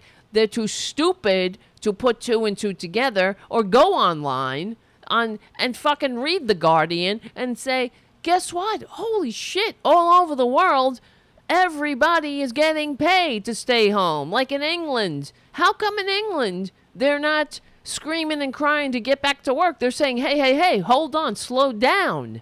It's too soon to get back to work. We don't want to die. We have some respect for ourselves, my lord and lady, your majesty, the queen. We're not just serfs anymore, your majesty. Not that she's even saying that. Only here in the fucking meritocracy, the dummy, the stupid place.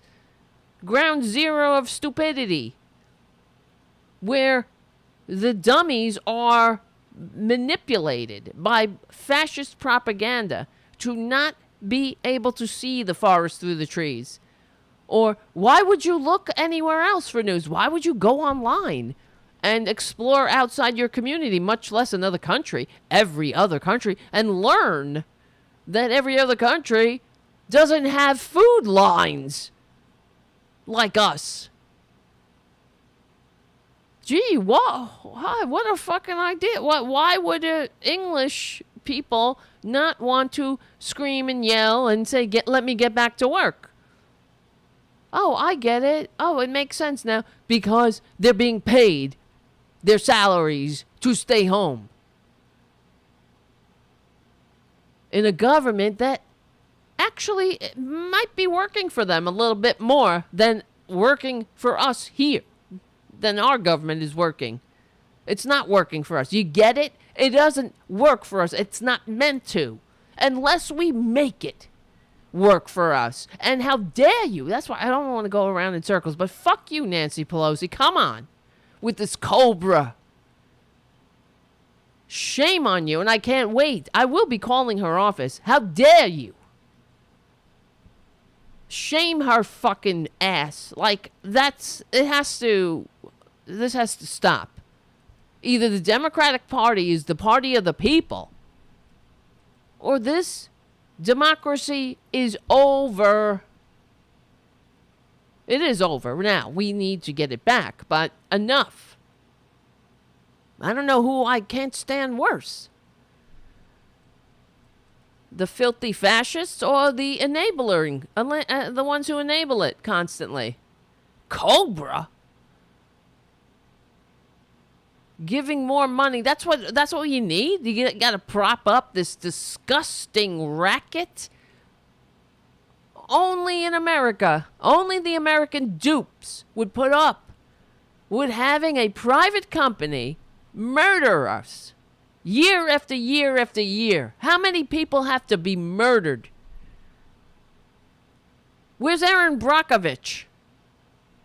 You know, these filthy corporations, they murder a town. They give a lot of people cancer. Somebody comes in, they get sued. Not for the health insurance racket. What do they get? They get more profits. They get fucking propped up by Nancy Pelosi. When she should say, sorry, good time to start winding down this rapaciously useless industry. I'm sorry.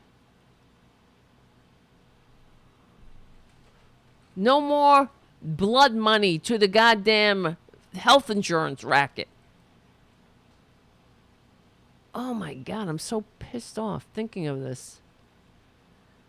How dare you?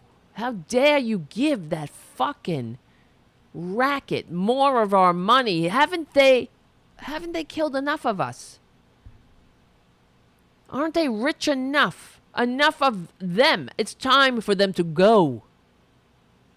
There comes a time in history where you gotta say enough.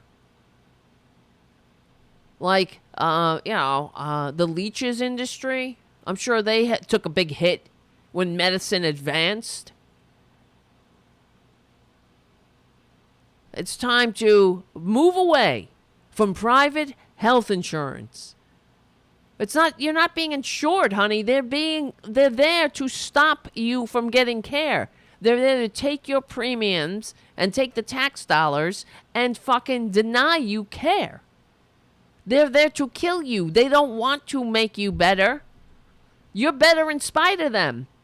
I remember I read an article from a woman who wrote about how she couldn't believe listening to all of the Democrats and the Republicans and then the Willie Geists of the world talk about how everybody loves their private health insurance. She said she's had diabetes since she's 11, and she's alive in spite of the private health insurance. So what's everybody talking about?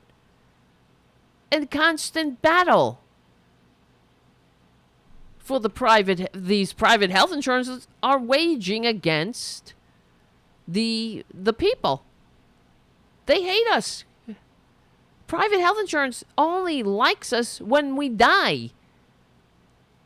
We're not, we get sick and die. They don't want to fix us. They don't like cancer or catastrophic diagnosis. That's why when you get a catastrophic diagnosis, the first thing they did was go through your file and look for a way to fucking kick you off. You're not profitable anymore. You sucking host. That's all you are. You're like, they're a tick and you're a host. That's it. That's the relationship. The tick wants to keep sucking until the blood is gone and then you're dead. Oh, well, they move on to another host. They don't need you to say, oh, get off me, tick, to stop the flow.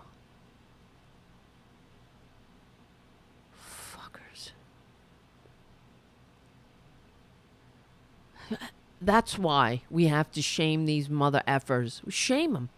Call up Nancy Pelosi. Say, how dare you continue keeping a rapacious racket that kills Americans. So 90,000 Americans have died of the coronavirus. How many have died needlessly died because of the private health insurance racket? How dare you give it more of our health, of our tax dollars?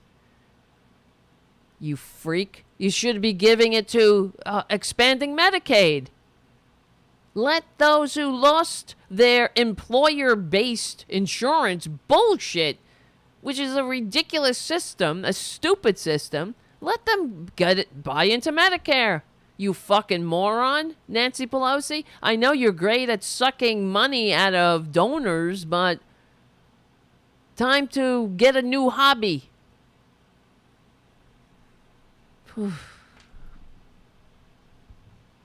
We're going to reduce the amount of dark money in politics. Oh, don't get me going. I know.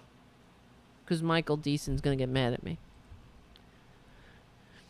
All right. Let's see. The groups, let's see. If content,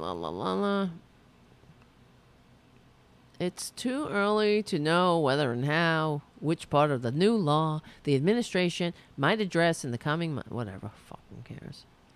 The U.S. wasn't last on everything. The Commonwealth team found that U.S. adults have timely access to specialists. Oh, wow. So when you're rich, with just 6% waiting longer than 2 months for an appointment. In Germany and France, the Netherlands, and Switzerland, the rates were similar. Oh, well, I thought that they had to wait and wait and wait and wait and wait. Whereas, well, they were actually better in some countries. It was 3% in other countries that had universal health care. I thought that we waited and waited. Nobody likes to wait. I'm so sick of them. This is why we need a real liberal media. You don't hear this. What you will hear on corporate media is Willie Geist pining for private health insurance, telling everybody how much they love private health insurance. Unbelievable. Well, anyway. What are you going to do? Let's see. One more thing. A couple more things. Oh, my God. Shannon, another super chat. Thank you. Thank you, Patricia, for your super chat and your cute little cat emoji. I don't know if you saw... Who else gave a super chat?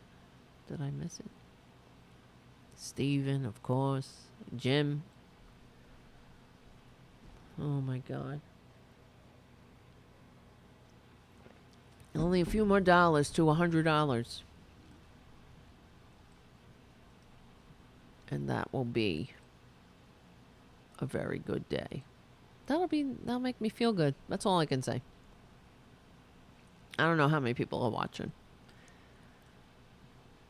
But if you can, become a patron. If you want the country to survive, how about I put it that way? I'm not kidding. You think I'm kidding? No. I'm not just being hyperbolic. You want to have a corporate media only? We're doomed.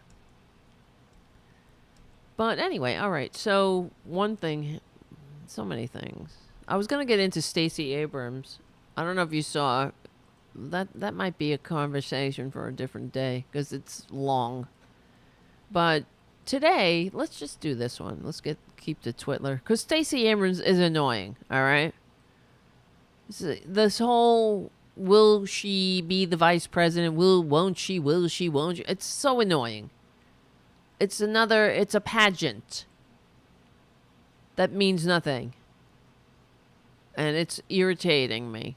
Because, I mean, come on. We have no depth here. Oh, will Stacey Abrams... Will he pick her or won't he? Well, now that I'm on the subject, we might do both then. So he was All right, I can't talk. Stacey Abrams was invited onto Lawrence O'Donnell with Joe Biden, and they gave like this impression that he was going to make this big announcement. Like, who fucking cares? I'm so sick of this question. Are you going to be a vice president? Who are you picking? Who's vice president? Like, Stacey Abrams is out there lobbying to be the vice president. But let's just play Stacey Abrams on Lawrence O'Donnell. Give this with a question to Joe Biden, because Stacey Abrams is here because Joe Biden invited Stacey Abrams to be here. And so, Mr. Vice President, do you have an announcement to make? Is this an audition? Is there, what is the reason that you decided it's time for me to get on TV with Stacey Abrams? Wait, is this an audition? Pretty much. Isn't that disgusting? Is this an audition? It's all about Stacey Abrams' ambition to be vice president. They never ask her what she wants to do. It's kind of pathetic. It's not kind of pathetic. It is pathetic. But watch this.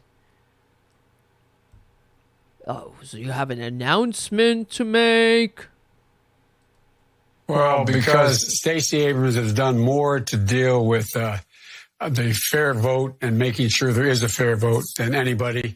And she has a great capacity to explain things and to lay out exactly why it's going to be so critically important in this election.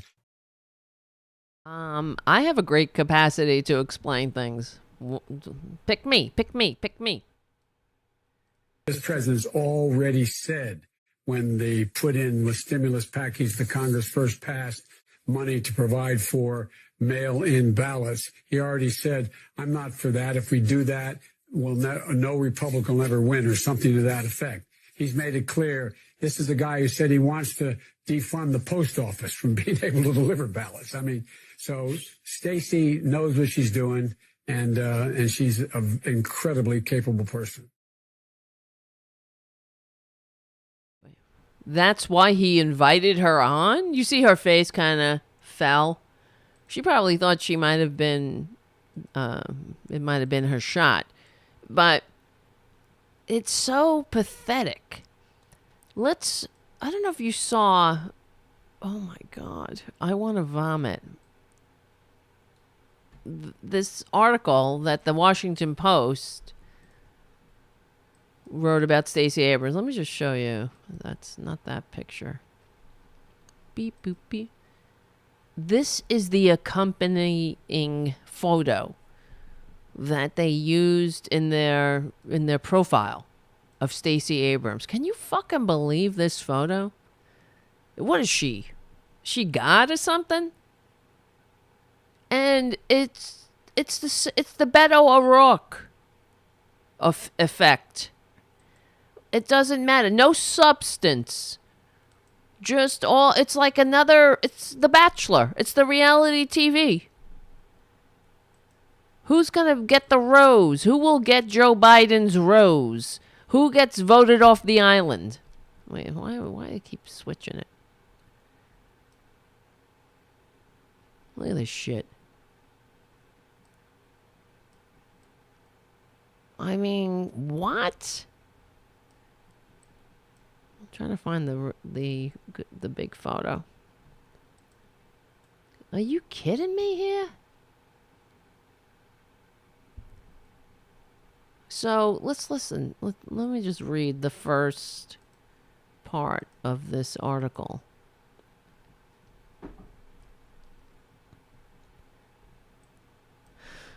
All right. There is a big buzz at the Loudermilk Conference Center in downtown Atlanta as a gathering called Paradigm Shift 2.0, Black Women Confronting HIV, Health, and Social Justice, gets underway. 300 registered participants have journeyed from across the country to discuss the many challenges facing, where am I? I lost my place. Black women and girls. The second day's morning keynote was delivered by radical activist and Professor Angela Davis. The hype has been building exponentially for lunchtime guest speaker Stacey Abrams. Dun dun dun dun.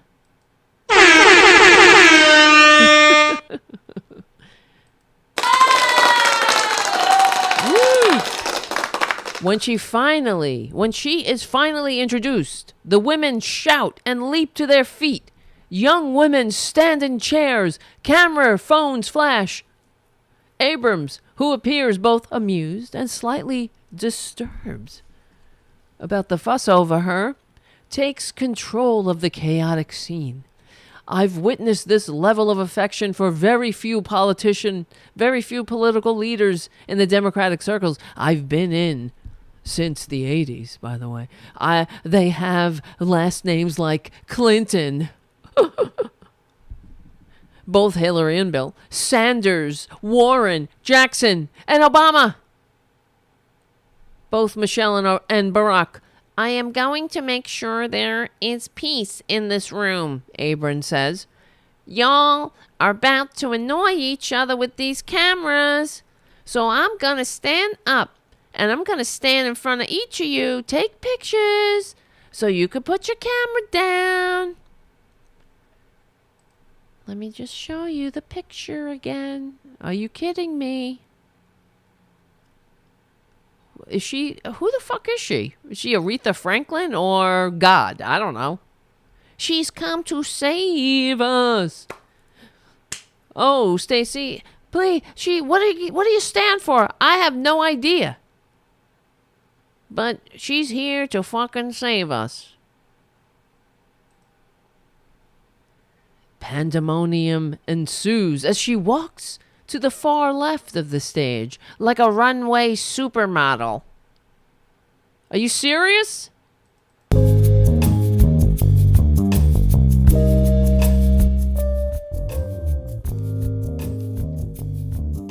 Maybe that's not the right one.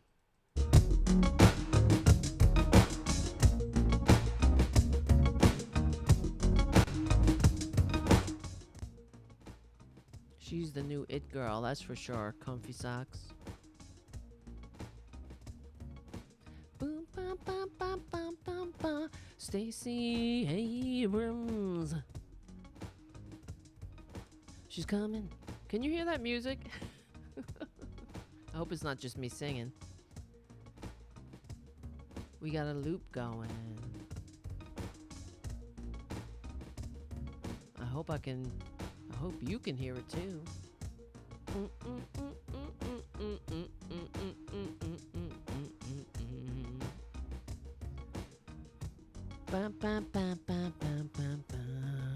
You can hear it, right? Somebody answer. You can hear the music.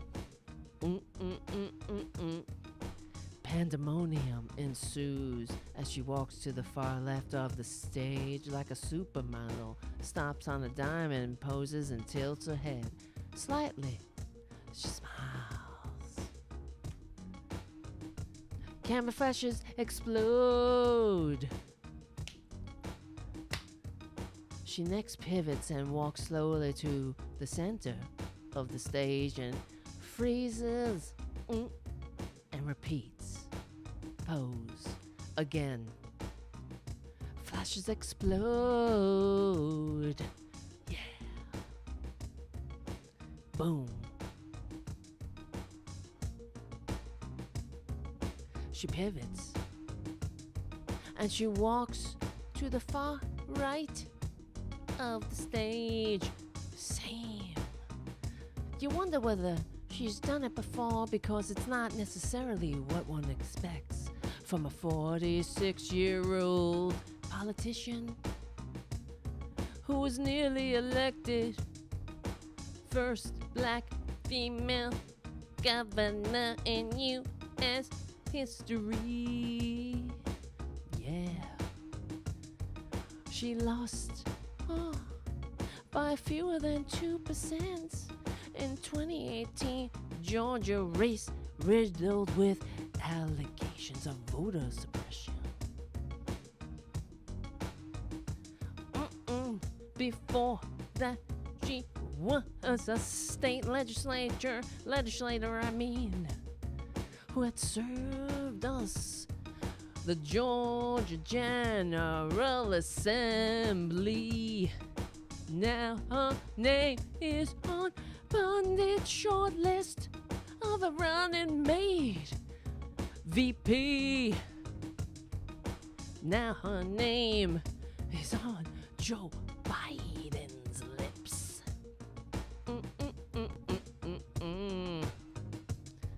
She happens to have predicted that she'll be elected by president by 2040.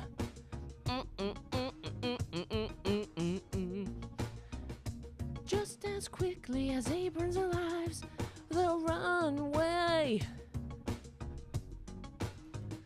returns to politics. I know, I'm digging it, man.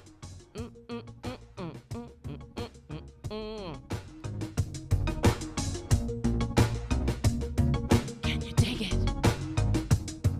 Can you dig it? She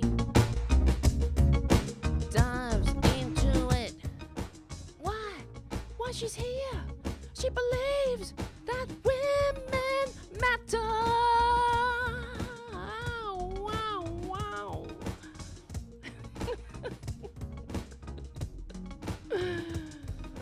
wow. Wow.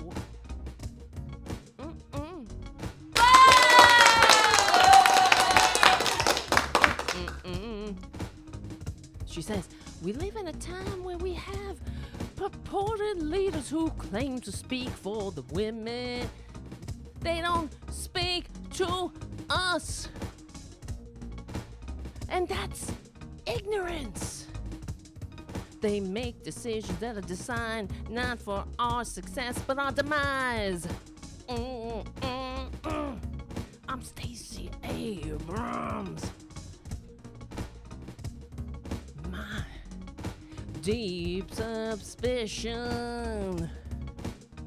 A balloon of silence in the meeting room is punctured.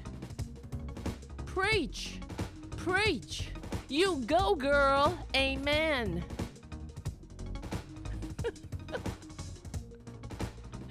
I can go on like this forever.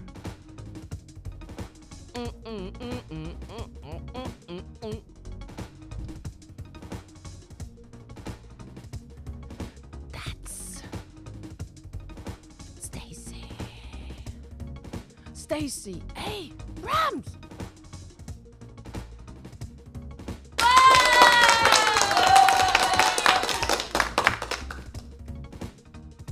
All right. Oh, hey, stop that. Bam, bam, bam, bam, bam, bam, bam, bam, bam, bam, bam, bam. Stacey Abrams. She's come to take us to a new place. She's gonna save us from, please, please grace us with your amazing presence. Please lead us, Stacey Abrams. I know that. What's her face? Whoopi wants you to. All right. All right. I meant, come on. All right. That was fun. That's like a best song I ever wrote.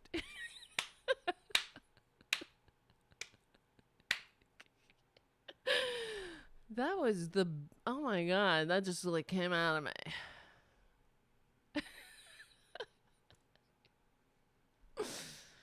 Holy shit, I could have done that for I could have done that for 2 hours.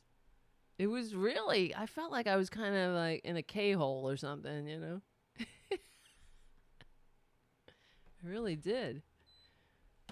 But that's, I mean, I was reading from the Washington Post. Okay? I was reading that fucking, who the hell wrote this article? Kevin Powell. What is the purpose of this article? Is it journalism? No. It's to blow smoke up the ass of a politic. I mean, it's not even politics.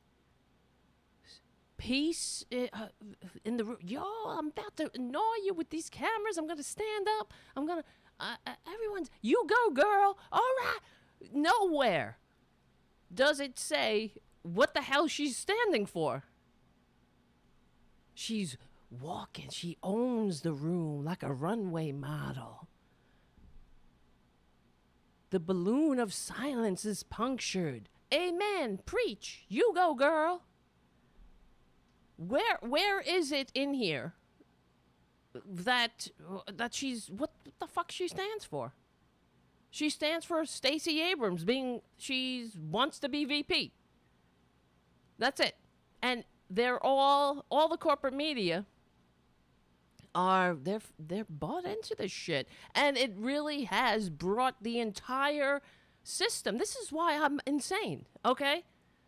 It makes me insane. They have dumbed us completely down to nothing. We have a reality TV president, and now even the Democrats.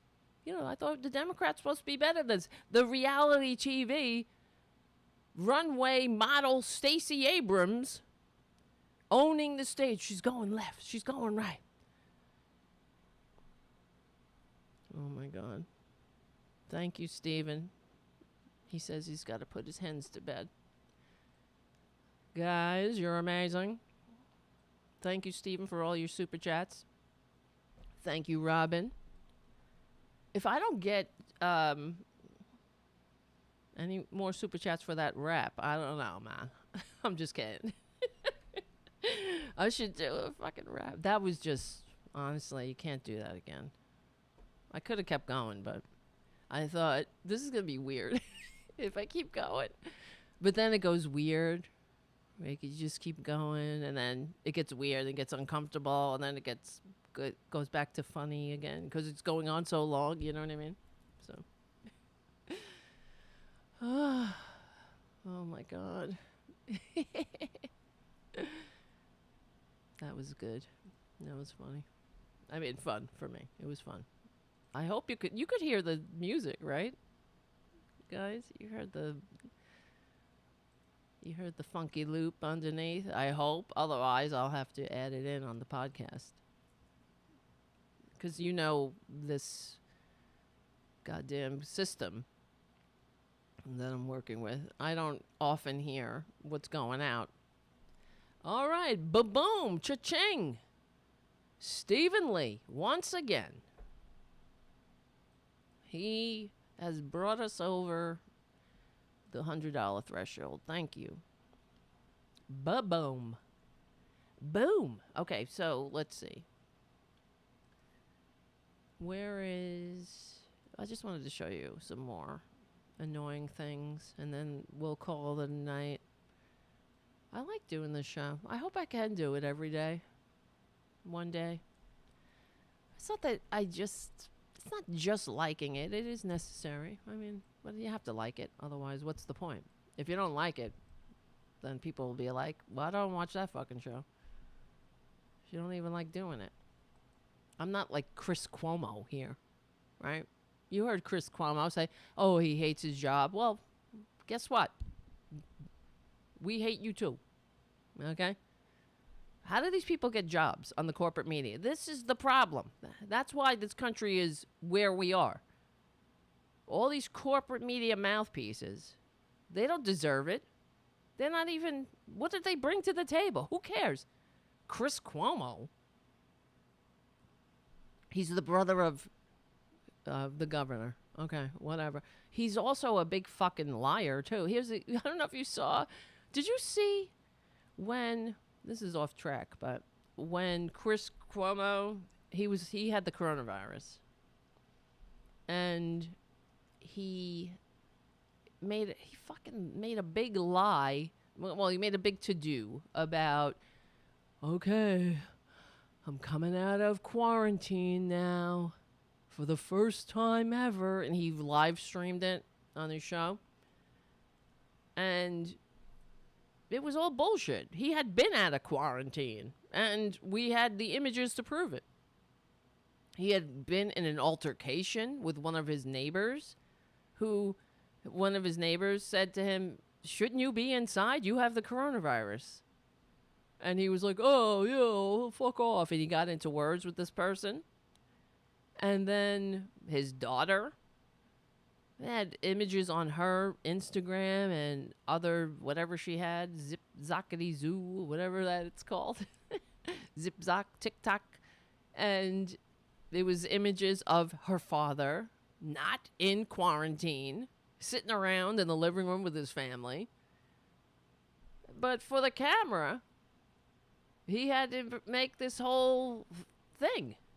This fake ass, oh, here I come.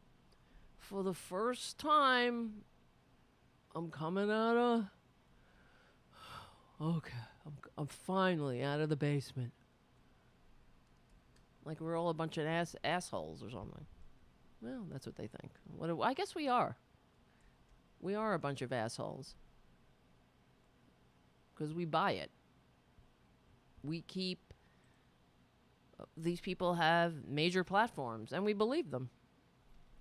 But anyway, I can't find that clip. But I will show you some other things that are annoying. Okay, fuck Stacey Abrams. I was going to show you the View where they were like, oh, you're going to be VP? What do you want to say? You'd be a great VP. Well, I'll show you one of those. And then we'll play Twitler today, and that'll be that. How's that sound? Like a plan? So, let's see. Well, look, here's Joy Reid. Looking to you as a possible vice presidential pick for Joe Biden. Now, I love it. You said you would be an excellent running mate. It's refreshing to hear such confidence. I love it. I would be great at the job, and I want it, you said. So tell us why you would be an excellent running mate, even though it's pretty obvious to me. Well, I appreciate that. And yes, I try to be straightforward because while we hope the work speaks for itself, sometimes the work needs a hype man.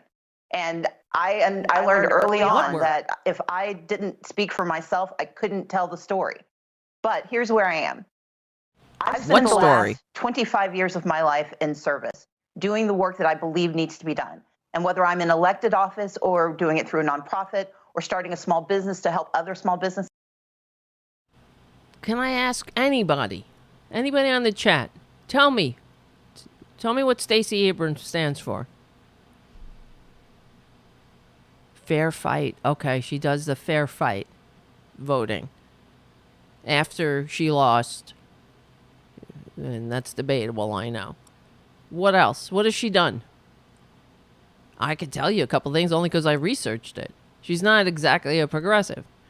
She's a political operative.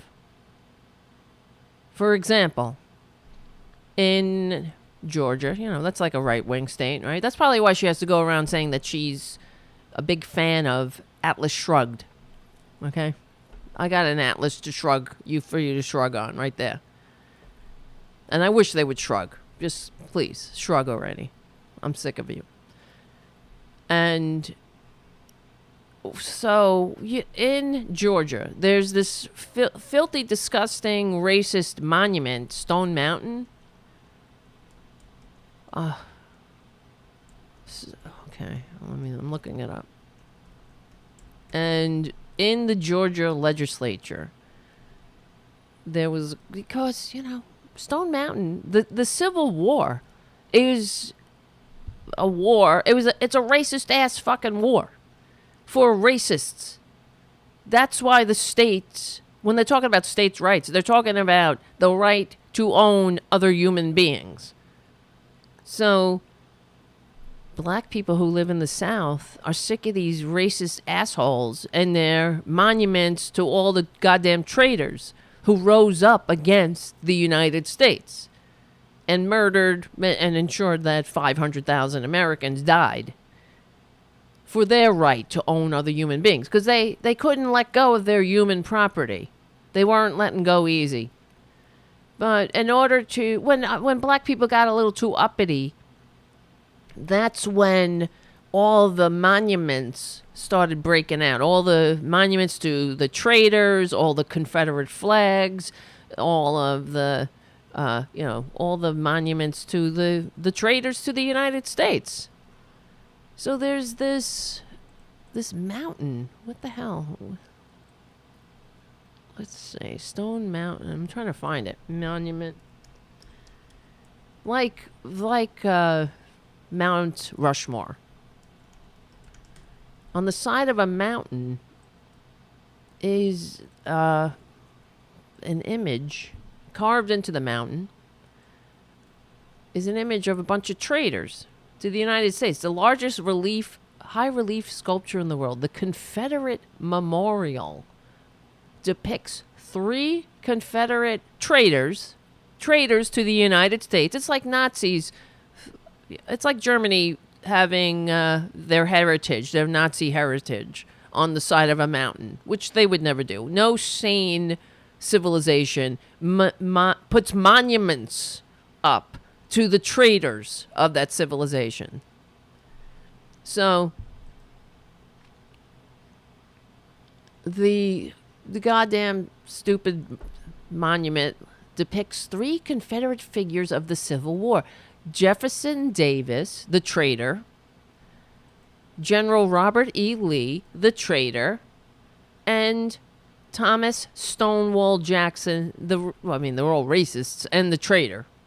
The entire carved surface measures 3 acres, larger than a football field in Mount Rushmore.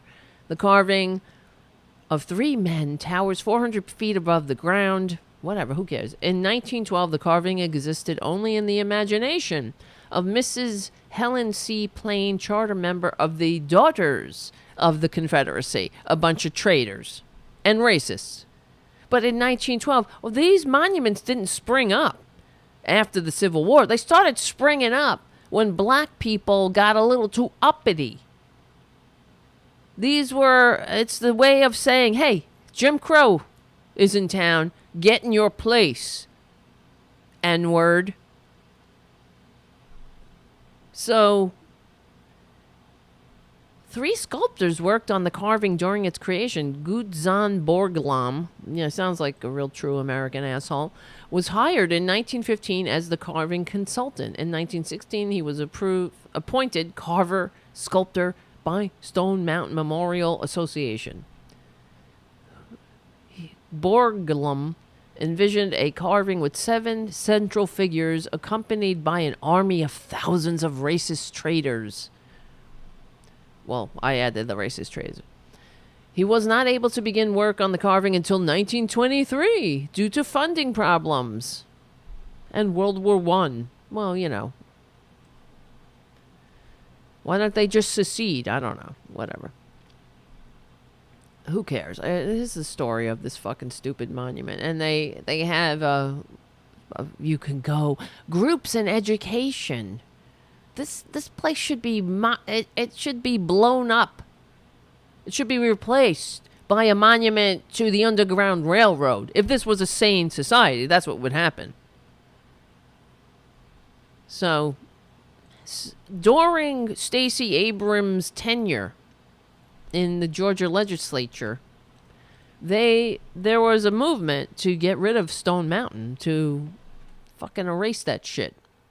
Do something else with it. Blow it up. Add something that doesn't suck.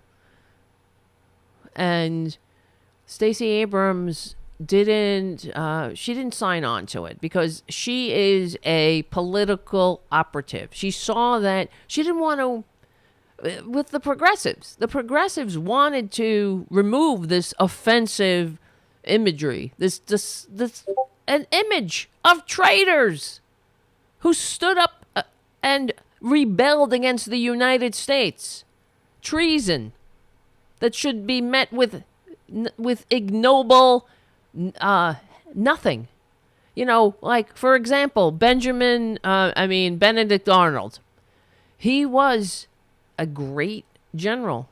Okay, because you know how Twitler always talks about how, Robert E. Lee, great general. Whatever you think about him, he was a great general. So was Benedict Arnold.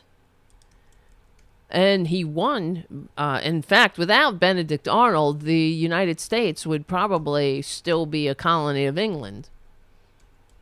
But he ended up being a traitor.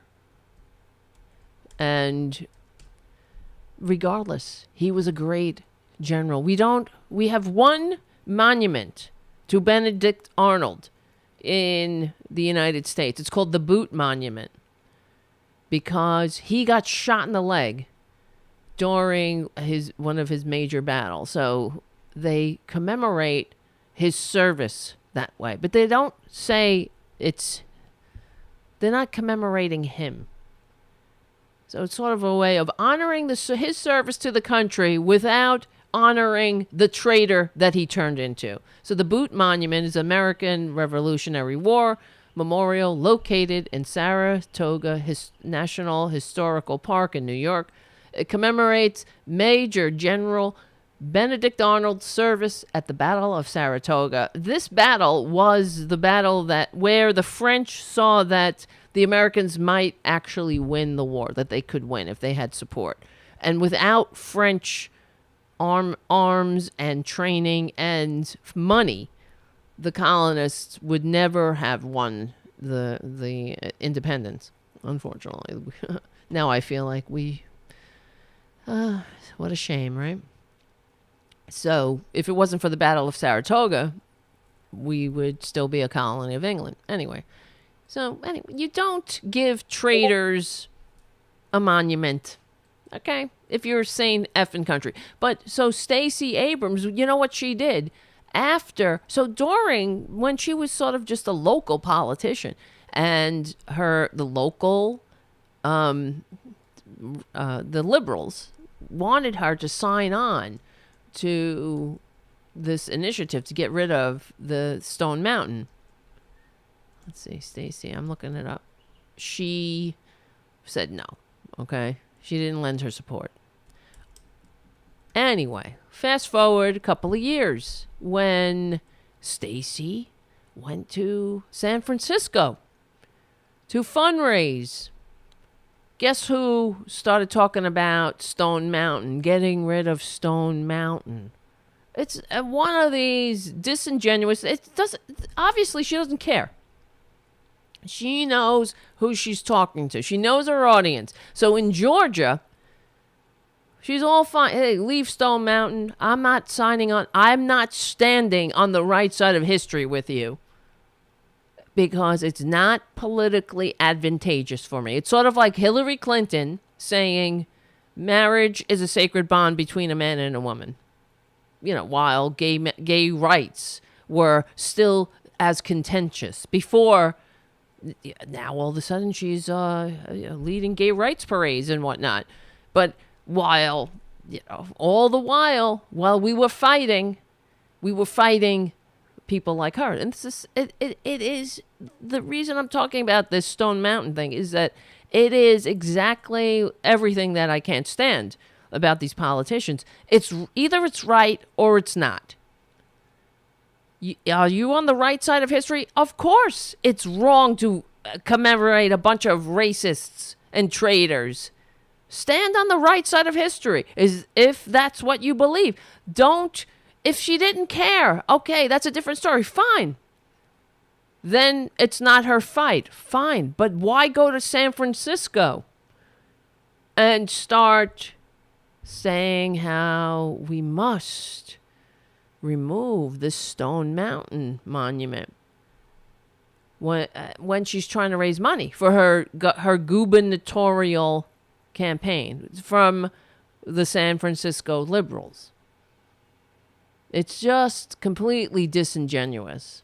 So at that time, she said to them, we must never celebrate those who defended slavery and tried to destroy the Union. Exactly.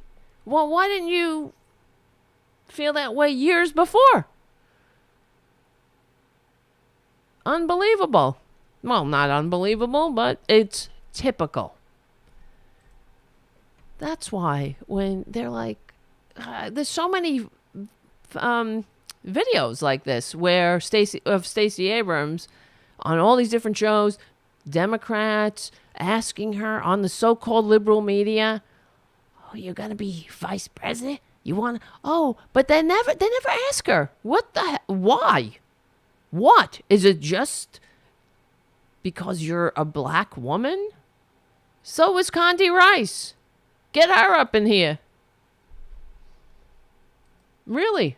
I mean, look at, here's on, where is this? The View bitches.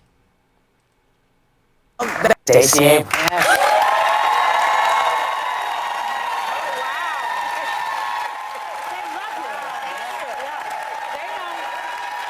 They love you for what reason? I'm so confused. Why? Today is President's Day, and while you're not running at the moment, at this very second you're not running, a lot of people want to see you on that ticket, first as vice president. And you said, you know, that any Democratic candidate can come and talk to you about being VP. Explain to people why you say this. Okay, so the first time I was on here, I got the question about running as VP during the primary, and I very apparently famously said no, because you don't run for second in a primary. Right. However, because that conversation started, I'm now getting the question a lot from folks, and the answer is, of course, I would be honored to run for vice president with the nominee. And thank you. But there, I mean, it's a bit disconcerting because it seems really obnoxious for me to say that out loud since I'm not, you know, no one's asked me. But what I want people to understand is that in the media. Yeah. Exactly. The issue is, as a woman of color, especially as a black woman, this is an unusual position to be in for someone to be considered possibly the next vice president. And it would be doing a disservice to every woman of color, every woman of ambition, every child who wants to think beyond their known space for me to say no, or to pretend, oh no, I don't want it. Of course I want it. Of course I want to serve America. Good. Of course I want to be a patriot and do this work. And so I say yes. Yes, And very good. you also see yourself running as president, too. Oh, absolutely. At some point, you will. Absolutely. You know, not like Bernie. That Bernie was like, I was like, get out of here. Why are you still in the race? Why? Are you still standing in this race? Why don't you want to be got out of this race, Bernie? Why, Bernie? We know what you stand for. Why can't you be like Stacey Abrams? You just not stand for nothing. Just gotta be, just be, you know, we don't want no old white guys. We want some younger black woman who we just don't know what the hell she fucking wants, but, you know, she's got, she fits the suit. Like Johnny Bravo on Brady Bunch. You saw that episode when they were looking for someone to lead the band, and they didn't have anybody, but they had the suit. So they got Greg Brady up in there. He fit the suit. He, you know, Bernie, I know what you stand for, but you don't fit the suit. That hurts my voice. How did you talking like that? How do you get a voice like that? I might end up with a voice like that if I keep talking like this. Me, me, me, me, me.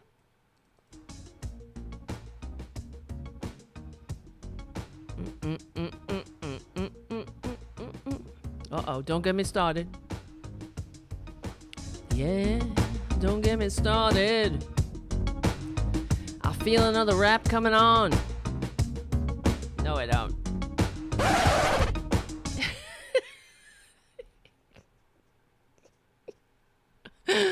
We'll do another one. Another day. All right. Anyway, so Twitler, let's see. He did something that's going to kill more people. So that's why I named this show to Republicans, 90,000 dead Americans is a start. I know, right? Greg on the chat, he's like, oh, come on. I know. It's a tease. It's a tease. All right, let's see. You can. You just have to, it was the moment. Maybe another time it'll happen again. It might happen again. Maybe not now, but another time. So Trump went out today, and of course, all of the corporate media are reporting.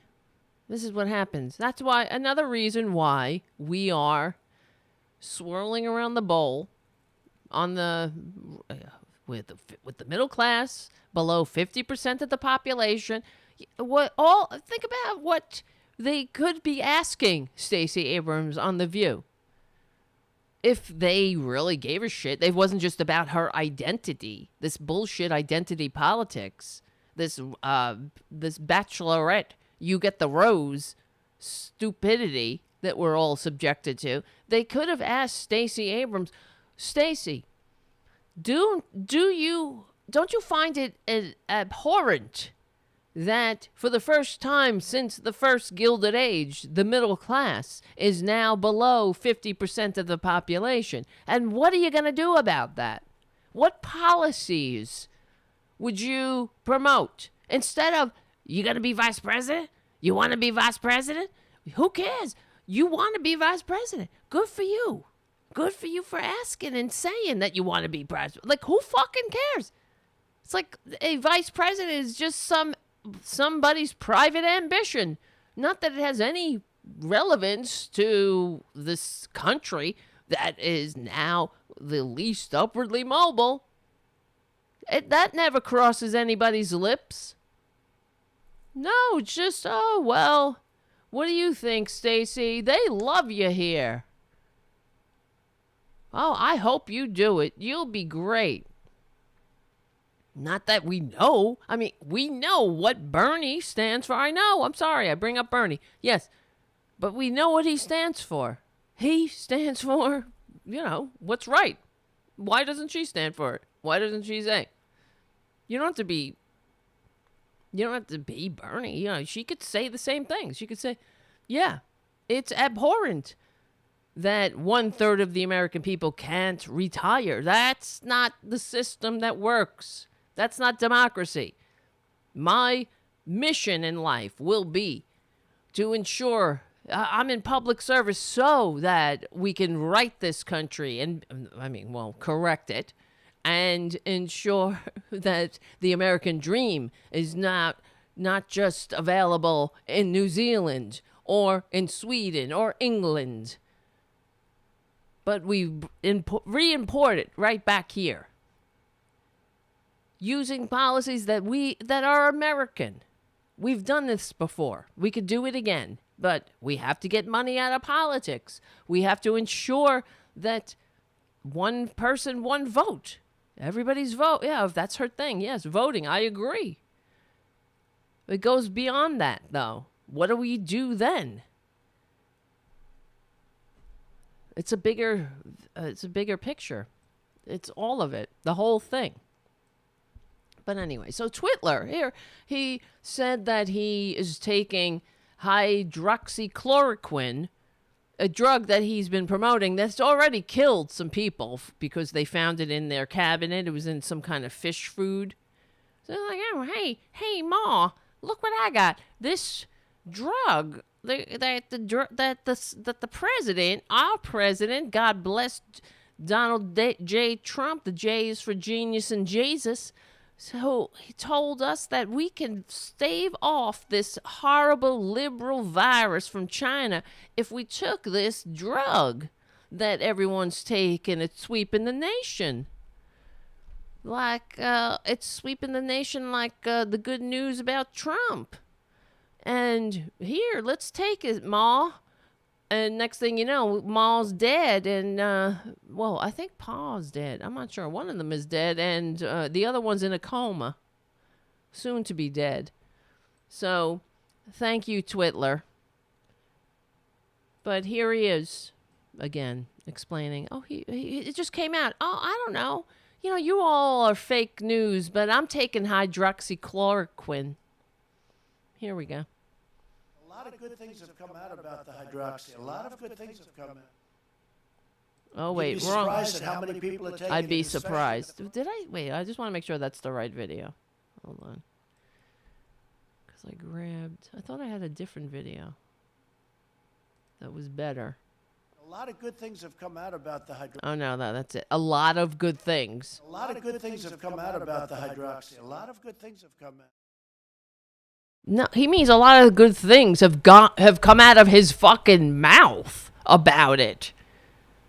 A lot of good things have come out. A lot of good things. Where? Asshole continues. You'd be surprised at how many people are taking it, especially the frontline workers, before you catch it. Yeah, I would be surprised. You got numbers? Show us. You got proof? Proof is so liberal. Facts, proof, reality, numbers, math, evidence. It has such a liberal bias. The frontline workers, many are taking it. I happen to be taking it. Hydroxychloroquine? I'm taking it, hydroxychloroquine. Right now, yeah. A couple of weeks ago, I started taking it. Because I think it's good. I've heard a lot of good stories. And if it's not good, He's full of shit. You know how he's full of shit? His tell.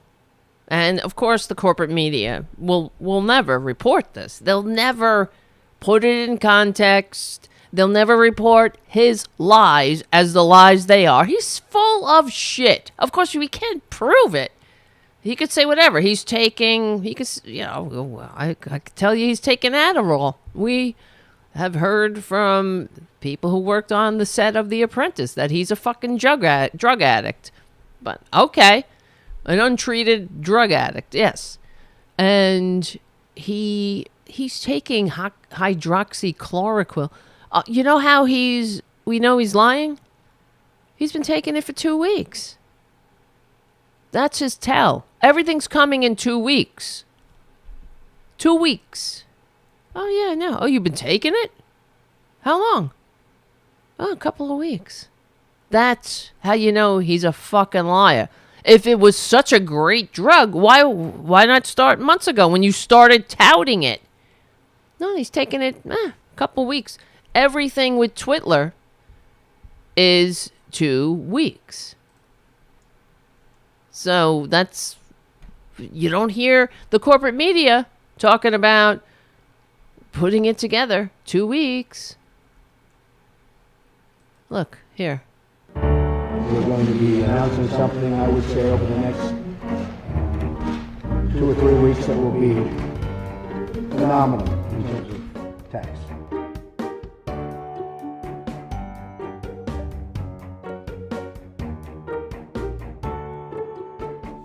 wiretap covers a lot of different things. I think you're going to find some very interesting items coming to the forefront over the next 2 weeks. We'll be reporting back.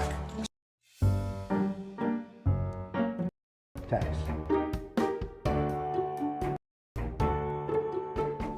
I didn't mean to. Covers a lot of different things. I think you're going to find some forefront over the next 2 weeks. We'll be reporting back sometime over the next 2 weeks as to NAFTA and what we're going to do about it. And I'll be making a big decision on the Paris Accord over the next 2 weeks. We don't have press conferences, and we do... You don't mean that.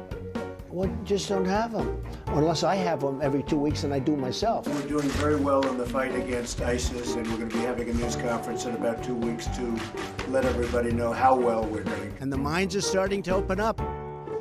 Having a big opening in 2 weeks. Pennsylvania, Ohio, West Virginia, so many places. A big opening of a brand new mine. 2 weeks, everyone. It's coming in 2 weeks. He's been taking it for 2 weeks. Don't you know? So let me see. Where is it? I want to resume that video. A lot of good things have come out of, like the one I told you about. I got it. Oh, wait. A lot of frontline workers are taking hydroxychloroquine. A lot of I don't take it because people said, oh, maybe he owns the company. I want the people of this nation to feel good. I don't want them being sick. And there's a very good... What do you mean you don't want us being sick? We're sick. The fish rots from the head down. You got us sick. You're sick. And you're sickening the entire country. The entire body politic is sick. From him. Of the hundreds of patients, many hundreds, over 300 patients, I haven't lost one. He said, please wait. He says, here's the thing. He says that, who the fuck calls him on the phone? All these random people. I never heard of any president that you could just go, hello, president. I got to tell you this story. I got so many frontline workers like you'd never believe, like no one's ever seen in 2 weeks, taking hydroxychloroquine like you've never seen. And I got to tell you, and it'd be very surprising, like nobody's ever seen, to show you all the frontline workers taking it like no one's ever seen. Sir, that's how you know he's full of shit. Some doctor called. Oh, a doctor called him. Some doctor. Who? Dr. fucking Spock? Dr. Magoo from, who? Who? Dr. Feelgood? Got a name? Who? What doctor? He called, sir? That's another thing. Sir? That's how you know he's full of shit. You won't believe it. I can't believe I got through to the White House. Right? I can't believe it. First ring, you picked right up. Sir? Don't you have shit to do, sir? You're tweeting hundreds of tweets a day. I don't know how he can tweet so much, too. I run a podcast, and I can't tweet 125 times a day. It's impossible. He's the so-called effing president in the middle of a pandemic that's killing Americans, where hundreds of thousands of Americans are going to die. And he's going to ensure that. He will make sure. We have 90,000 dead. That's not good enough. That's a start. That's what Republicans call a good start. He's not done. He's just getting started. But he's got the time. Not only does he tweet hundreds of times a day, but he can pick up the fucking phone when people call. You can call the White House. Sir, I'm here. Here I am in bumfuck Ohio somewhere. I don't even know where the fuck am I? Who knows? And I'm telling you, hydroxychloroquine, it may not be FDA approved like the Trump Network vitamins that you had everybody pee in a jar and send their pee in when you had your multi-level marketing vitamin scam that went bankrupt and you sold them non-FDA approved vitamins. That didn't work, of course. I mean, they were nothing but fucking placebos for the dupes. You were just coming up with some stupid, another way to separate idiots from their money, like you're separating idiots from their country right now, from their democratic republic. You know, I can't believe it, though.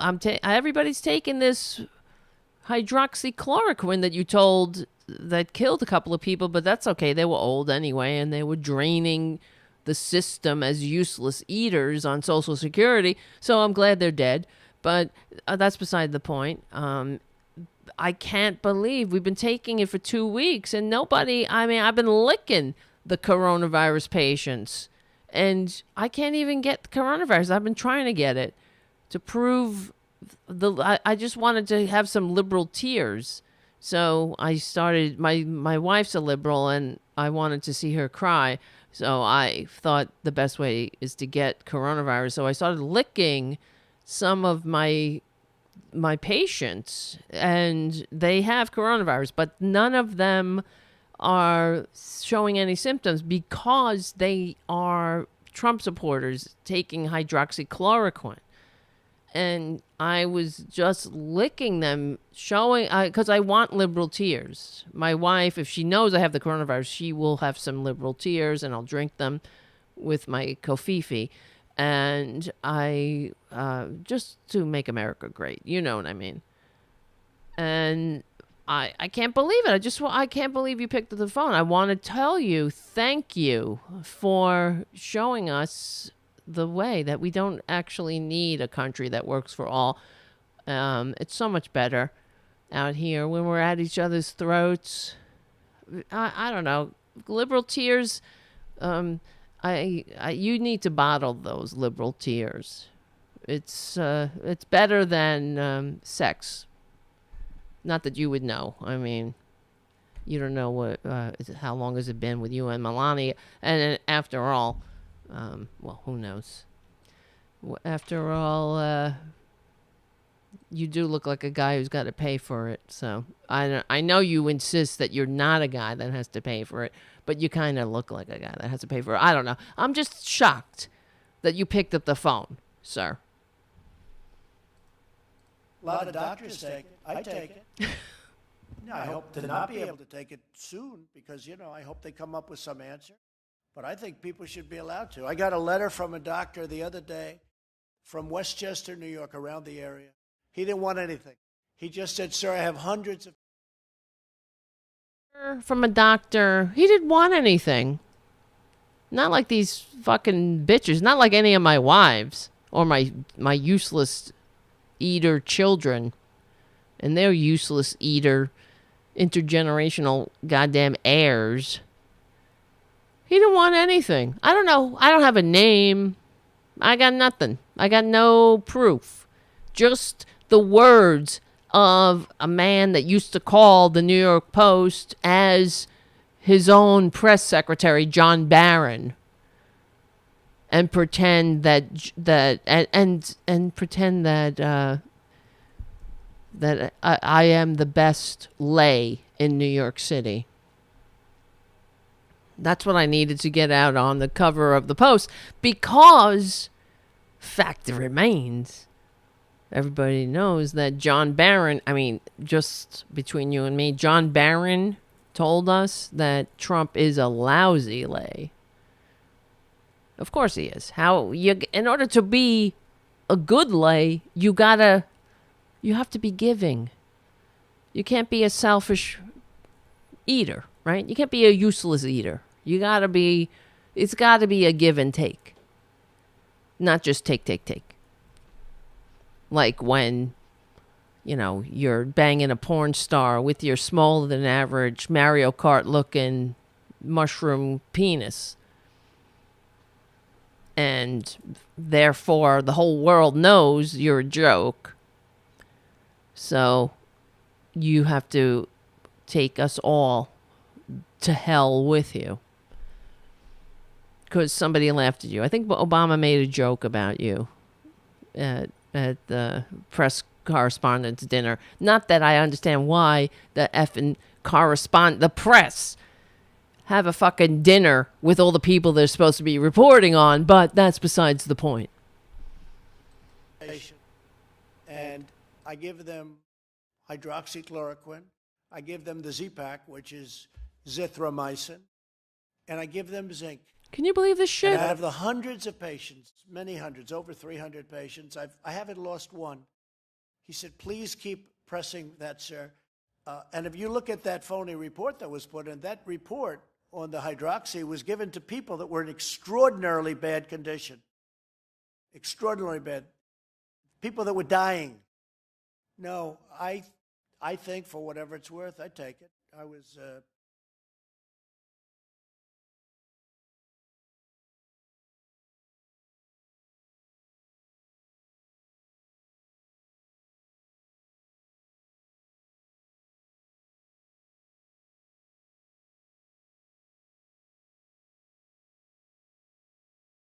I'm sorry, the fucking, I forgot to put the mic up again. Why? Oh, Z-Pack and zinc. Why didn't anybody think of that before? Thank you, Twitler. Thank you, my lord, for trickling your knowledge on us. I know that it is on mute now. It should be out. Can you hear me? It should be. It should be working. It should be working. I know there's a delay. There's a delay. I am sorry. I forgot to put the mic up. It's fucking ridiculous. It should, anyway, I forgot my train of thought. That's probably because I'm not taking hydroxychloroquine, zinc, Z-Pack. Why didn't we all think of that? Z-Pack. Oh, they're giving it to people who are on their last legs. No, that's not how it works, asshole. They were doing a study with hydroxychloroquine, and they had to stop the study because people were dying of heart attacks, you fucking baboon. Anyway, the only good thing is that normal people, like us, normal progressives, patriots, real Americans who aren't morons addicted to Fox News and they're not in the Trump cult, normal people will not follow his directions. So all the dummies, do it. Take hydroxychloroquine. Go out with your face uncovered. Only sissies wear masks. Not big, strong men. Big, strong, powerful white men. A little zinc. That's all you need. Zinc. So, get out there. Touch your faces. Touch each other's faces, right? Sort of like, do it. You'll get a lot of liberal tears that way. I can't wait. I can't wait for you all to drink my tears. So, it would be great. You would be doing us all a service. And you would be doing Twitler a service. That's the most patriotic thing you can do. Is remove yourself from the situation. Remove yourself from America. And we can get on with it. Keep evolving without you. Just like the founders, the patriots, the real American patriots, the progressives who created America had to evolve without the loyalists. Without the ones who were saying, oh, no, we can't have a civilization that didn't have a king and an aristocracy. And they kept the founders, the progressives who believed in democracy and self-governance. They said, oh, we'll keep evolving without you fucking archaic ghosts of times that we are leaving in history's dung heap. So we will continue to evolve without you. And yes. Oh, wow. I just saw something on Variety that made me chuckle. Nancy Pelosi says that morbidly obese Trump shouldn't take hydroxychloroquine for coronavirus. Good. She's good at getting some zingers, but we need more than zingers. We need good progressive policies, not just ripping up speeches, and zinging him. Well, how about, what really zing him? If you promoted Medicare for all, not this disgusting, rapacious, and useless health insurance racket. But that's good, though. Speaker of the House Nancy Pelosi said that President Trump shouldn't be taking the anti-malarial drug hydroxychloroquine because he's morbidly obese and at risk for negative health effects. Oh, that's good. That should take him to another level. That'll be good. At least it's fun watching him bug out. All right, guys. Speaking of bugging out, I'm going to bug out, and it's 10 o'clock. That's about, we did a 3-hour show tonight. I want to thank you all. I got an itch on my nose. Thank you for all your super chats. and all your support, and for being patrons, and for sharing the show with your friends. All these things will help us grow. Please give the show a good review on iTunes. That's another way. Up the stars and the moon, and make, when people search for progressive shows, my show will come up, and we'll get more subscribers, and, this is how we're going to grow. We will grow the show. We need a bigger platform, and we're getting there. We're meeting more people. Mark, my new friend Mark, our new friend Mark. If you're not on the Discord, Mark's on Discord. A lot of us are on Discord. Comfy Socks. Oh, why does it do that? So annoying. I don't know if I'm deuce. And everybody who's anybody is on the Discord chat. You can see pictures of our pets, not just Tara Jr. and Francis Jr. All of our pets, we're keeping, getting together. Post some articles. Speaking of, I should put some of the articles I read tonight I will put them in the Discord after the show. So, yeah. As I always say,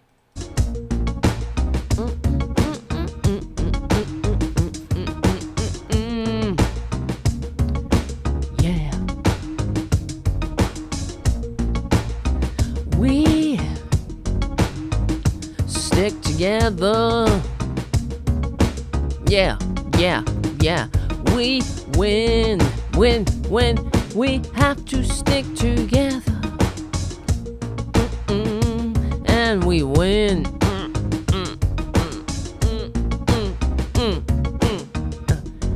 We stick together, we win.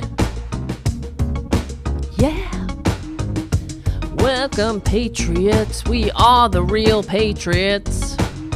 We're on the right side of history, the right side of democracy. Yeah. We're in this together. We don't leave anybody behind. No, we don't. We are in this together. Thank you all for your support. Go to patreon.com/TaraDevlin and become a patron. And share the show with your friends. Yeah. 'Cause we will win. We're gonna win. We're on the right side of history, the right side of democracy. We stick together, we win. Bow-na-boo.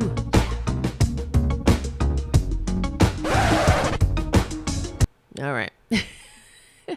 You guys have been great. It's been fun. Thank you. You made me feel better. I was feeling a little low earlier, and we had a good show tonight. We had fun. We had a couple of laughs. We didn't have any tears tonight. Not saying we won't have any tears again, but we will win.